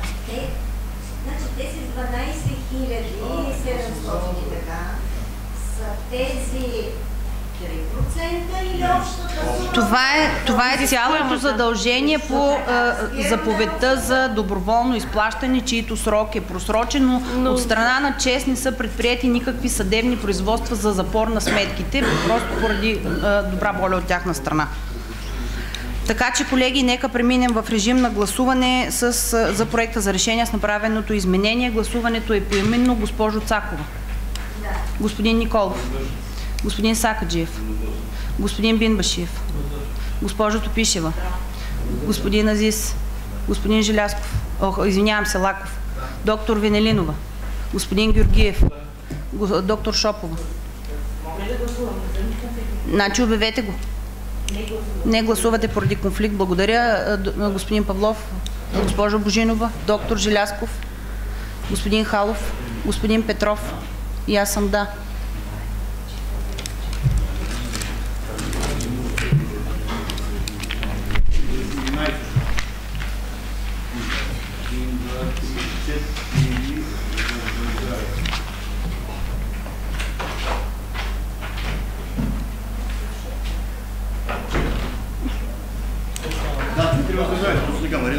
Да, благодаря ви, колеги. С 11 за, 4 въздържали се, проектът за решение се приема. Сумата, която се отпуска на МБАЛ Никопол, е сума в размер, субсидия в размер на 16 549 лева и 76 стотинки, които да се разходват за погасяване задължения към ЧЕЗ и за купуване на твърдо гориво. Благодаря ви, колеги. Тъй като обещах, че ще дам възможност, нищо, че излязохме от точката, кмета на Моселиево на Пористо иска да вземе думата, аз ви предлагам да му я дадем. Заповядайте. Благодаря, госпожо председател. Ако се върнем 2 години назад. Заповядайте на микрофон. 2 години да се върнем назад и да попитаме 200 000-ния заем за какво се използва? През коя банка мина? През коя банка? Какви са условията на договора? Къде отиде заема? 200 000. Сега станаха 700. Ами въглища на тази златна цена? Някой да е казал нещо? Мълчат всички. Златната цена на въглища някой санкционирал нещо? Има ли одит? Да видим как стана така тези въглищата отидоха на такава висока цена? Но то само това ли е, като гледаме при нея какво е? С това електроникс. Заема къде замина? Какви са условията? През коя банка мина? Въглища, що са на такава висока цена? И сега се изправя това момиче тук и ние се мъчим да се правим на интересни. Да отговори прената. Какво става? Какво направи? Ще отговорим в някой друг живот. Не знам как ще отговори. Да, благодаря ви, кмете. Аз не мога да ви отговоря. Ако някой има възможност да ви отговори, ще му дам думата. Няма такива. Добре, колеги, приемаме, че има 2 висящи въпроса. Надявам се скоро да чуем и отговора на тях. Да прекратиме дебата по точката. Госпожо Шагаби, благодарим ви. Преминаваме към предпоследна точка от дневния ред, точка 14. Взимане на решение на Общински съвет за изработване на изменения на общия устройствен план на град Никопол във връзка с строежа на хидротехническо съоръжение Дунав мост 3. Колеги, материала се внася по спешност. Мисля, че е редно да проявим разбиране, тъй като, доколкото знам и по моя информация, документите и пакетите на двете съоръжения, които са предвидени при Никопол и при Силистра, трябва да се движат с еднакви темпове. Силистра са взели своето решение, предстои ни и на нас да вземем съответно решение за промяна. Да. Ако желая, кмета бих му дала думата, за да ни запознае. Заповядайте, господин кмет. Уважаема госпожо председател, уважаеми дами и господа общински съветници, кметове, знаете, че миналата година се подписа един меморандум за изграждане на Дунав мост 3 при Никопол Турно Магорене и другият мост ще бъде при Силистра Кълъраш. Бяха 4 варианта. Другите 2 моста трябваше да бъдат втория мост при Русе Георгиево и при Оряхово Бекет. Меморандумът е подписан при Никопол Турно Магорене и Силистра Кълъраш. Това са двата проекта, които са одобрени и в момента се работи по тях. Вече направихме първата среща с областния управител в град София и с архитект Кочков. Там възникна въпроса, защото в новия програмен период на Европейския съюз трябва да имаме общ устройствен план на територията на цялата община. Тук може би предишни методи знаят, ние имаме такъв общ устройствен план само на град Никопол. Има допълнително терени, които в Чалана са вкарани към подробния устройствен план, към ПУПа на град Никопол. Отразили сме го и това нещо и в докладната.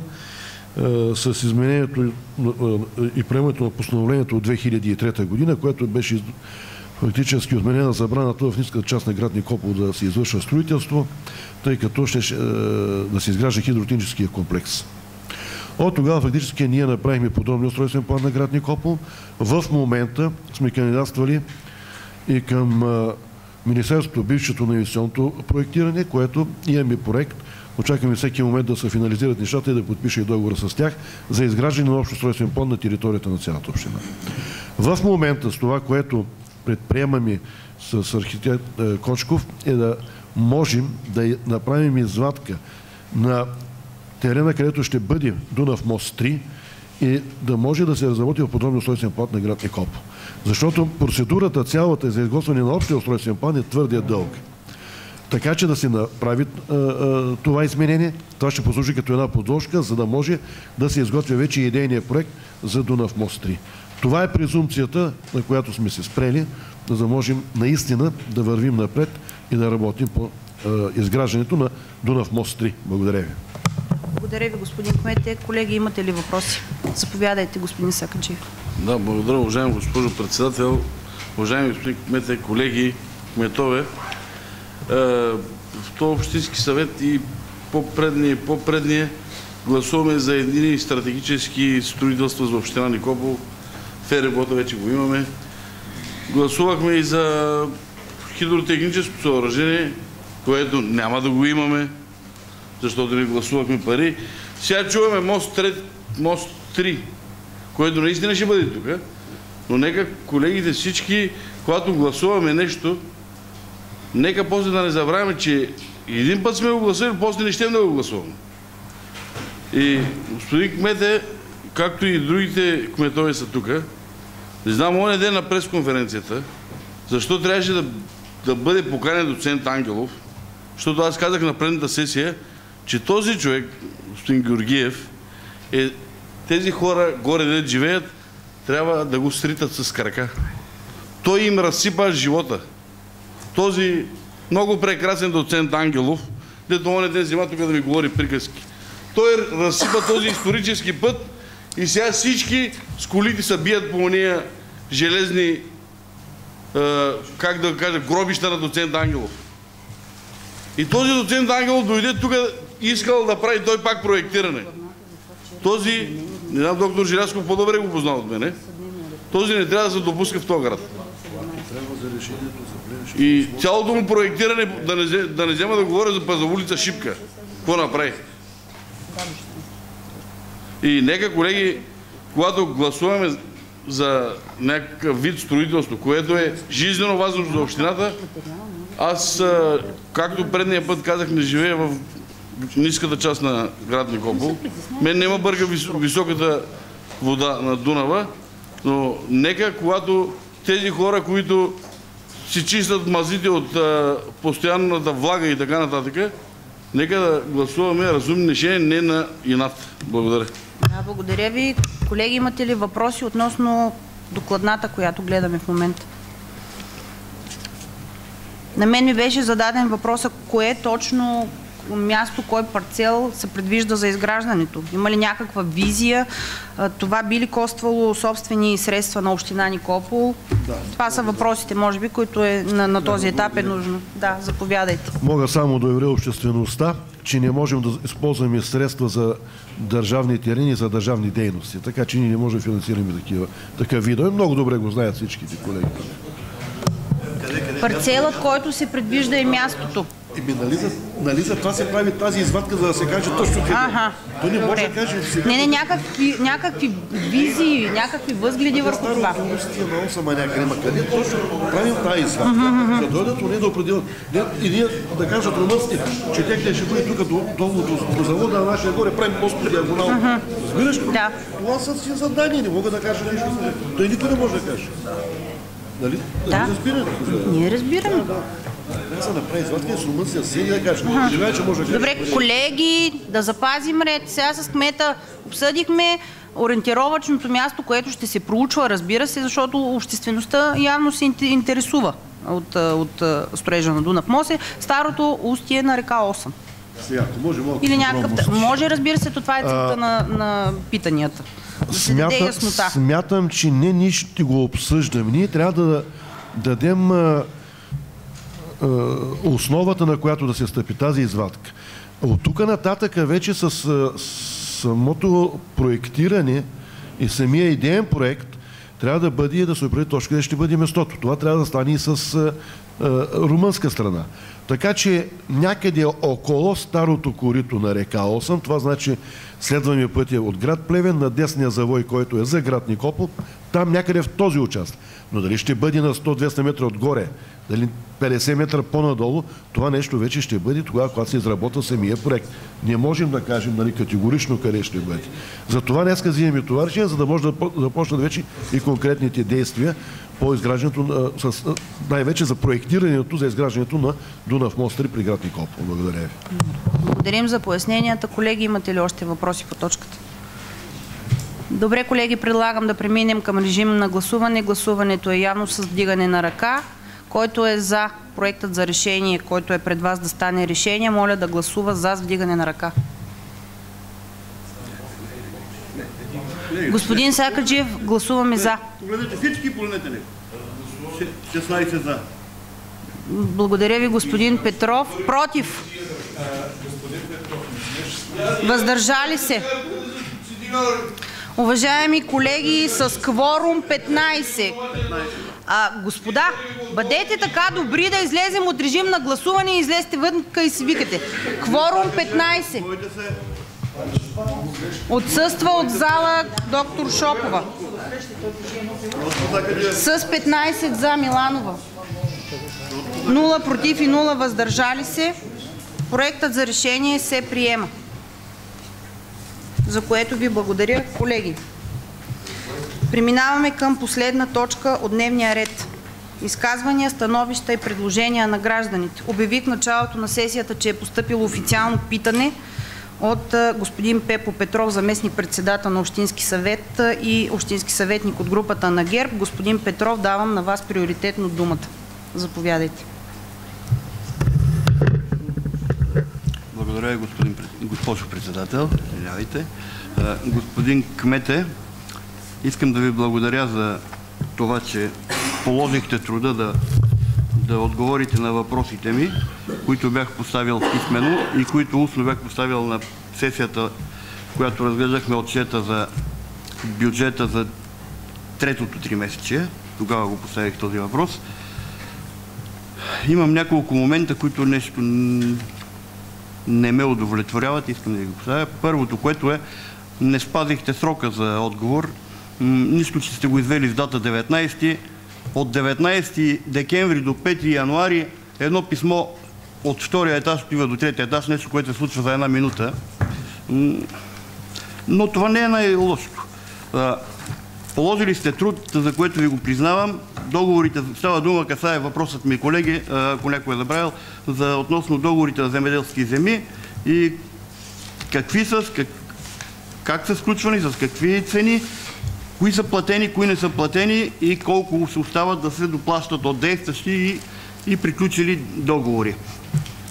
Това, което не ме удовлетвори, е, че в договорите, които са описани, е описано колко има да плаща човека, но не дали ги е платил.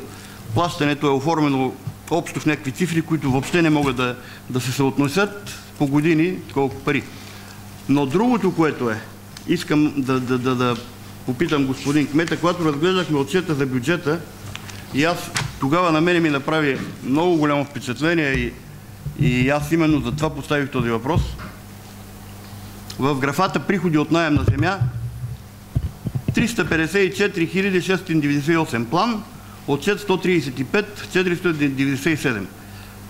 Това прави една разлика от около 219-220 хиляди лева, която тогава ме впечатли, защо не сме си я събрали, какво, и затова поисках тази справка. Справката, която ми се предостави, излиза, че имаме да получаваме не повече от 35-36 хиляди лева. Това ми поставя въпроса как правим нашите планувания, нали, когато правим актуализации в плана. Става дума за октомври месец вече. Можело да си коригираме и плана, защото знаем, че ние повече от толкова пари не търсим. Тази цифра тук, като е погледне човек и си казва за какво се занимаваме с да продаваме земи, като имаме да вземем от наем 220. Конкретният въпрос е това. Кое не разбрахте от конкретния въпрос?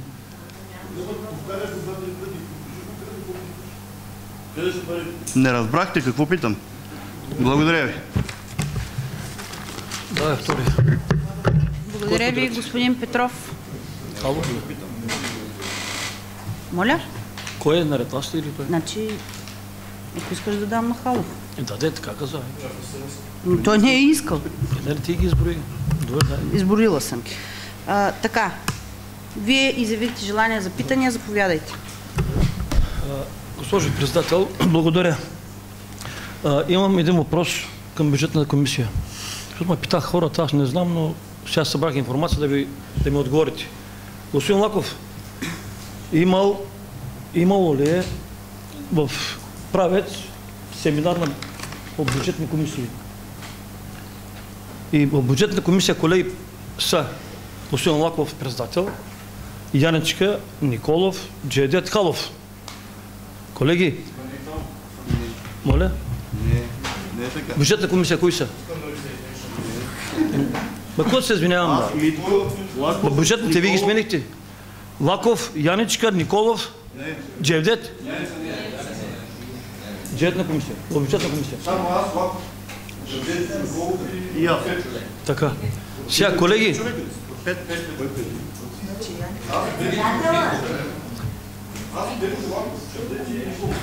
Значи, добре. Добре, няма нищо, добре. Има семинар в Правец. Отиват кои хора на семинара? Би трябвало да ходят хората от бюджетна комисия. Нали така е редно? На семинара присъстват Пепо Йорданов, Мария и Яничка. Нима в тази комисия няма дори колеги ли няма? Да видят, да чуят. На семинар се отива да се чуе нещо от там, да се запомни и да се приложи. Това е въпрос към председателя на бюджетната комисия ли? Към Мария Георгиева казах. Към Мария, добре. Искаш да ти отговоря ли? Ако искаш отговаря, като не искаш. На следващо заседание или на сегашно? Ако сега не става трудно. Значи то по желание става. Кажи ми как искаш. Сега ако може да отговоря да чуят хората. Да. Сега ще се Да. Значи, радвам се, че освен мен, която не съм в бюджетна комисия, но трябва да съм запозната с бюджета, желание изявиха и хора, които също искаха да бъдат обучени. Семинара беше еднодневен и беше изключително полезен, защото успяхме да обменим както опит с останалите колеги общини, така и с министър на финанси и експерти. И ако в това биваме упреквани, аз бих запитала, когато ходихте в чужбина на семинари, защо не поканихте и други колеги? Сега ми отговори като едно момиченце от квартала. Нека да съм ви отговорила. Сега ми отговори като момиченце. Задава ви съвсем сериозен въпрос, госпожа Мария Георгиева. Тя съвсем сериозно ви отговарям. Къде съм ходил на семинари? На семинар колегите, които дойдоха с мен. Група няма друга парламентарна група ли? Нима ние нямаме парламентарна група ли нямаме тук при вас? Какви сме ние 4-мата съветници? Има и човек бюджетна комисия. КНВ е срам. Говориш, как сте ходили в чужбина? Отговорих ли? Ти пък какво смееш, бе? Ти пък толкова си бос, нямам думи. Бюджетна комисия не трябва да ходят хората. Колеги, имате ли питания? Ако нямате питания, да прекрата нещо заседание. Да не се смееш, бе. Заповядайте, господин Халов. Добре, щом той ви отстъпва реда по право, заповядайте, господин кмете на Санадиново.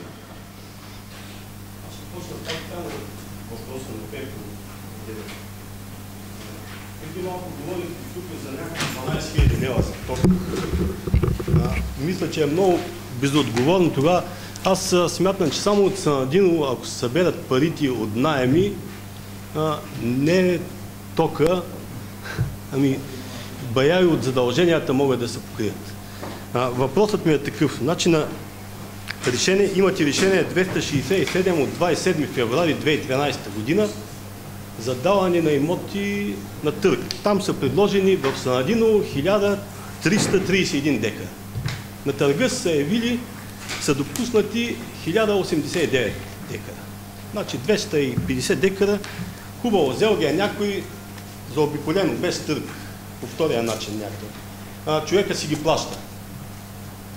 730 декара от тези, които са били на търг, са стигнали до 85 лева. Има договор, значи миналата година, като правихме бюджета, трябваше да дам по-очакван като приходи. Господин Ахметов ми даде данни, че те са по 85 лева. И сега в един момент те 730 декара се плащат като бели петна по 31 лева. При положение, че говоря, значи той е фирма. Михайлов, много ме си бил, бе. Как сещаш за такива неща? Тя плаща рента в Санадиново 45 лева. Да махнем 85 лева, само между 45 и 31 са 10 хиляди лева. Слави, аз ще кажа там какво стана. Там стана, че има обжалване на договорите. Отидоха в съда, отпаднаха, трябва да се водят нови процедури и затова стана като пере. Добре, 2 години... Това е в Бацо Махна, не знам къде е. 2 години, защо не се проведе нов търг и поне да са... На други да се бяха дали. Значи нормално 45 лева, аз не говоря за тези 75. И нещо друго. Миналата сесия се говореше и за пасищата. Значи в Санадиново 500 декара пасища. Добре, сега надолу да ги видим точно как се за кое говориш. Така не мога да... Аз съм пратил питани на 21 ноември, внесено долу. Ако си спомняте на плената сесия, аз мисля, че и на комисия го насочи. Има го и при вас питане. Господин Ахмедов така и не стигна до мене при положение, че във въгъл решихме, че... Добре, да го видим долу ти казвам. Момент, има още малко за пасищата сега. Госпожа Пишева тогава много правилно постави въпроса. Имаше лоси пасища, ако се почистят, не могат ли да станат пасища? Значи може. Вземам едно такова лошо пасище, отивам, почиствам го. Разплащателна агенция идва на... Така е, да. Санадиново има 4300 декара пасища. Всичко е дадено до грам под наем. Колко наем взети от тези пасища? И каква е разликата между един жител на Санадиново и, как да го кажа, фирма или жител на друго село? Сега не говоря само за господин там Ненко Лекой. Значи пасища в Санадиново са дадени на него и на фирма Серис. Най-хубавите пасища, значи те нямат животни.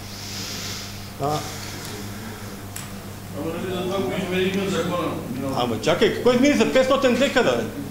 Изменен, развали договора, изслушай ме и тогава приказвай. Каква е разликата между жител... Добре, каква е разликата между жител на Санадиново взел пасещи за 5 години? Аз смятам, че тези въпроси не трябва да занимаваме. Ела долу да се не ми да ги поставиш въпроси. От всяко едно време си добре дошъл, никой път ти е върна. Сега в края на краищата... Господин Кмете, тъй като все още аз давам думата на това заседание, приключили ли сте? Сакаджия вече 2 пъти ме отговаря, ние ще го развалим договора някога. Ма не бе, за кое долу да говорим за това? За кое долу ще ги говорим нещата сега? Знаеш, никой не съм бягал от тези работи. Знаеш го много добре. За кое долу не съм те върнал никога. Никой не съм се крил. Това го ми поставя на въпрос. Човек от Санадиново с договор за 5 години има точка в договора, който опише. Един месец преди известие му притежават договор. Господин Свидославов, имате ли още какво да питате? Давам ви думата и съм ви я дала. Ако имате да питате нещо, искате, добре. Има контакт за писмен въпрос, писмен отговор, други колеги. Господин Халов, заповядайте. Господин Кмете, кмет на населено място ви задава на общинска администрация, чух, че не е въпроса до вас, от ноември месец въпрос. Няма отговор. Колегата ви задава тук въпрос, вие се правите, че не го разбирате и става въпрос за събираемост на едни 200 000 лева. Там се говори за търг и една голяма разлика в пари, която става. В същото време от другата страна па сме загрижени много, че в общината няма средства. Това ме кара да се съмнявам. Господин Кмете, какво стана с това гориво от 6 тона, където има явна кражба в общинска администрация, доказана и стои при мен с документи? До ден днешен аз нямам отговор. Пак ли е долу при вас, долу да седнем да говорим? Айде да си отговаряме на въпросите както трябва. Много се извинявам. Аз зададох въпрос писмено, отговори ми се, дадохте ми всички материали. На миналата сесия най-отговорно го казах, за да не занимаваме любимата прокуратура и да ставаме смешни. Аз искам отговор, който го дължите пред мен, пред обществеността, за 6 тона изписано гориво. Продължавам нататък. Обърнах ви внимание преди няколко месеца, ставаше въпрос за един автомобил на социален патронаж, който разкарваше едни материали, едни хранителни продукти преди избори за една политическа партия. С служители на общинска администрация вътре в него в работно време. Мерки никакви. Ще кажете, че не е вярно. Тъй като стана въпрос за автомобили днес тук и се опитвате да спекулирате, буквално един път се е качила председателката на общински съвет или два в автомобила. И някой се опитва тук да вади и да говори такива невъзможни. Задавам ви го. Вчера един автомобил на общинска на социален патронаж пред една от фирмите в Никопол мести материали на фирма, пак не споменавам умишлено фирмите, с шофьора. Ние какво правим? Услуги с автомобилите на социалния патронаж, вътре с столове, маси, а се карат същото време на хората и хранителни продукти. Това ми е въпросът следващия. Дано някога нещо получи като отговор, който да му задоволи. Благодаря ви, господин Халов. Други колеги? Може ли само ние да изпадаме в това? Нека да отговорим. Колеги, аз предлагам, ако нямате други питания или ако имате такива, да ги оформим в писмен вид, тъй като времето ни за въпроси и отговори 30 минути по правилник е на изчерпване. Давам думата на кмета, който да отговори на въпросите на господин Халов. Аз не мога да разбера днеска предизборната кампания или започнем с тези въпроси. Въпросът беше към мен, къде са ходили председатели. Има си ред за ползване на автомобили, ползват се.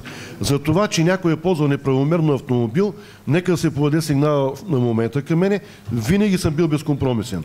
За тези, чакайте малко, какво означава, че между двете понятия неправомерно? Смятате, че съм ходила на семинар неправомерно? Говоря за другото. Защо тогава смесвате двете понятия пред камери, които хората да объркат? Въпросът не е единия към мене и визирам за кой. А за втория въпрос, което е свързано, казах на момента да си отговаря. Нека си изслушваме. За това, което каза, че те къде са ходили с автомобил, казах, защо към мен... Не сме ходили на разходка, нито да пазаруваме в Кауфланд. Държа да кажа пред обществото, че сме ходили на семинар, на който сме се обучавали. Не сме ходили на почивка. И подобни спекулации, аз ви казвам сериозно, че... Аз няма да отговарям по този начин на въпроси. Това не може аз да бъда като кмет, когато ми се дава думата, аз не мога да взема отношение. Господин Мибашев, ако обичат. И смятам, че въпросите, които са ми зададени от Пепо Йорданов, съм отговорил в писмен вид и нека тази обемна информация, която е предоставена, смятам, че Пепо виждаш, че не е малко работа, така че сме се постарали винаги в това. И това за горилото, което казвате, представил ми ви отговори, това горило къде е отишло и как е работено с него. Защото летния сезон сме абсолютно актуални в работа, което е. Господин Халов, ще дам думата. Господин Халов. Мария. Аз ви предлагам да подадете вашето питане писмено, да изискате съответно. Не, че сте ги ползвали. Вие не ми показвате, че сте ги ползвали. Мария, никой не ви обвинява, че си ходила на семинар, бе душа. Защо не взимахте човек от нашата група? Не е така, бе. Това е кръсно. Защо не взимахте човек от нашата група? Колеги. Пепа. Мария. Нали си заместник председател на общия съвет, бе? Нали реално нещата гледате?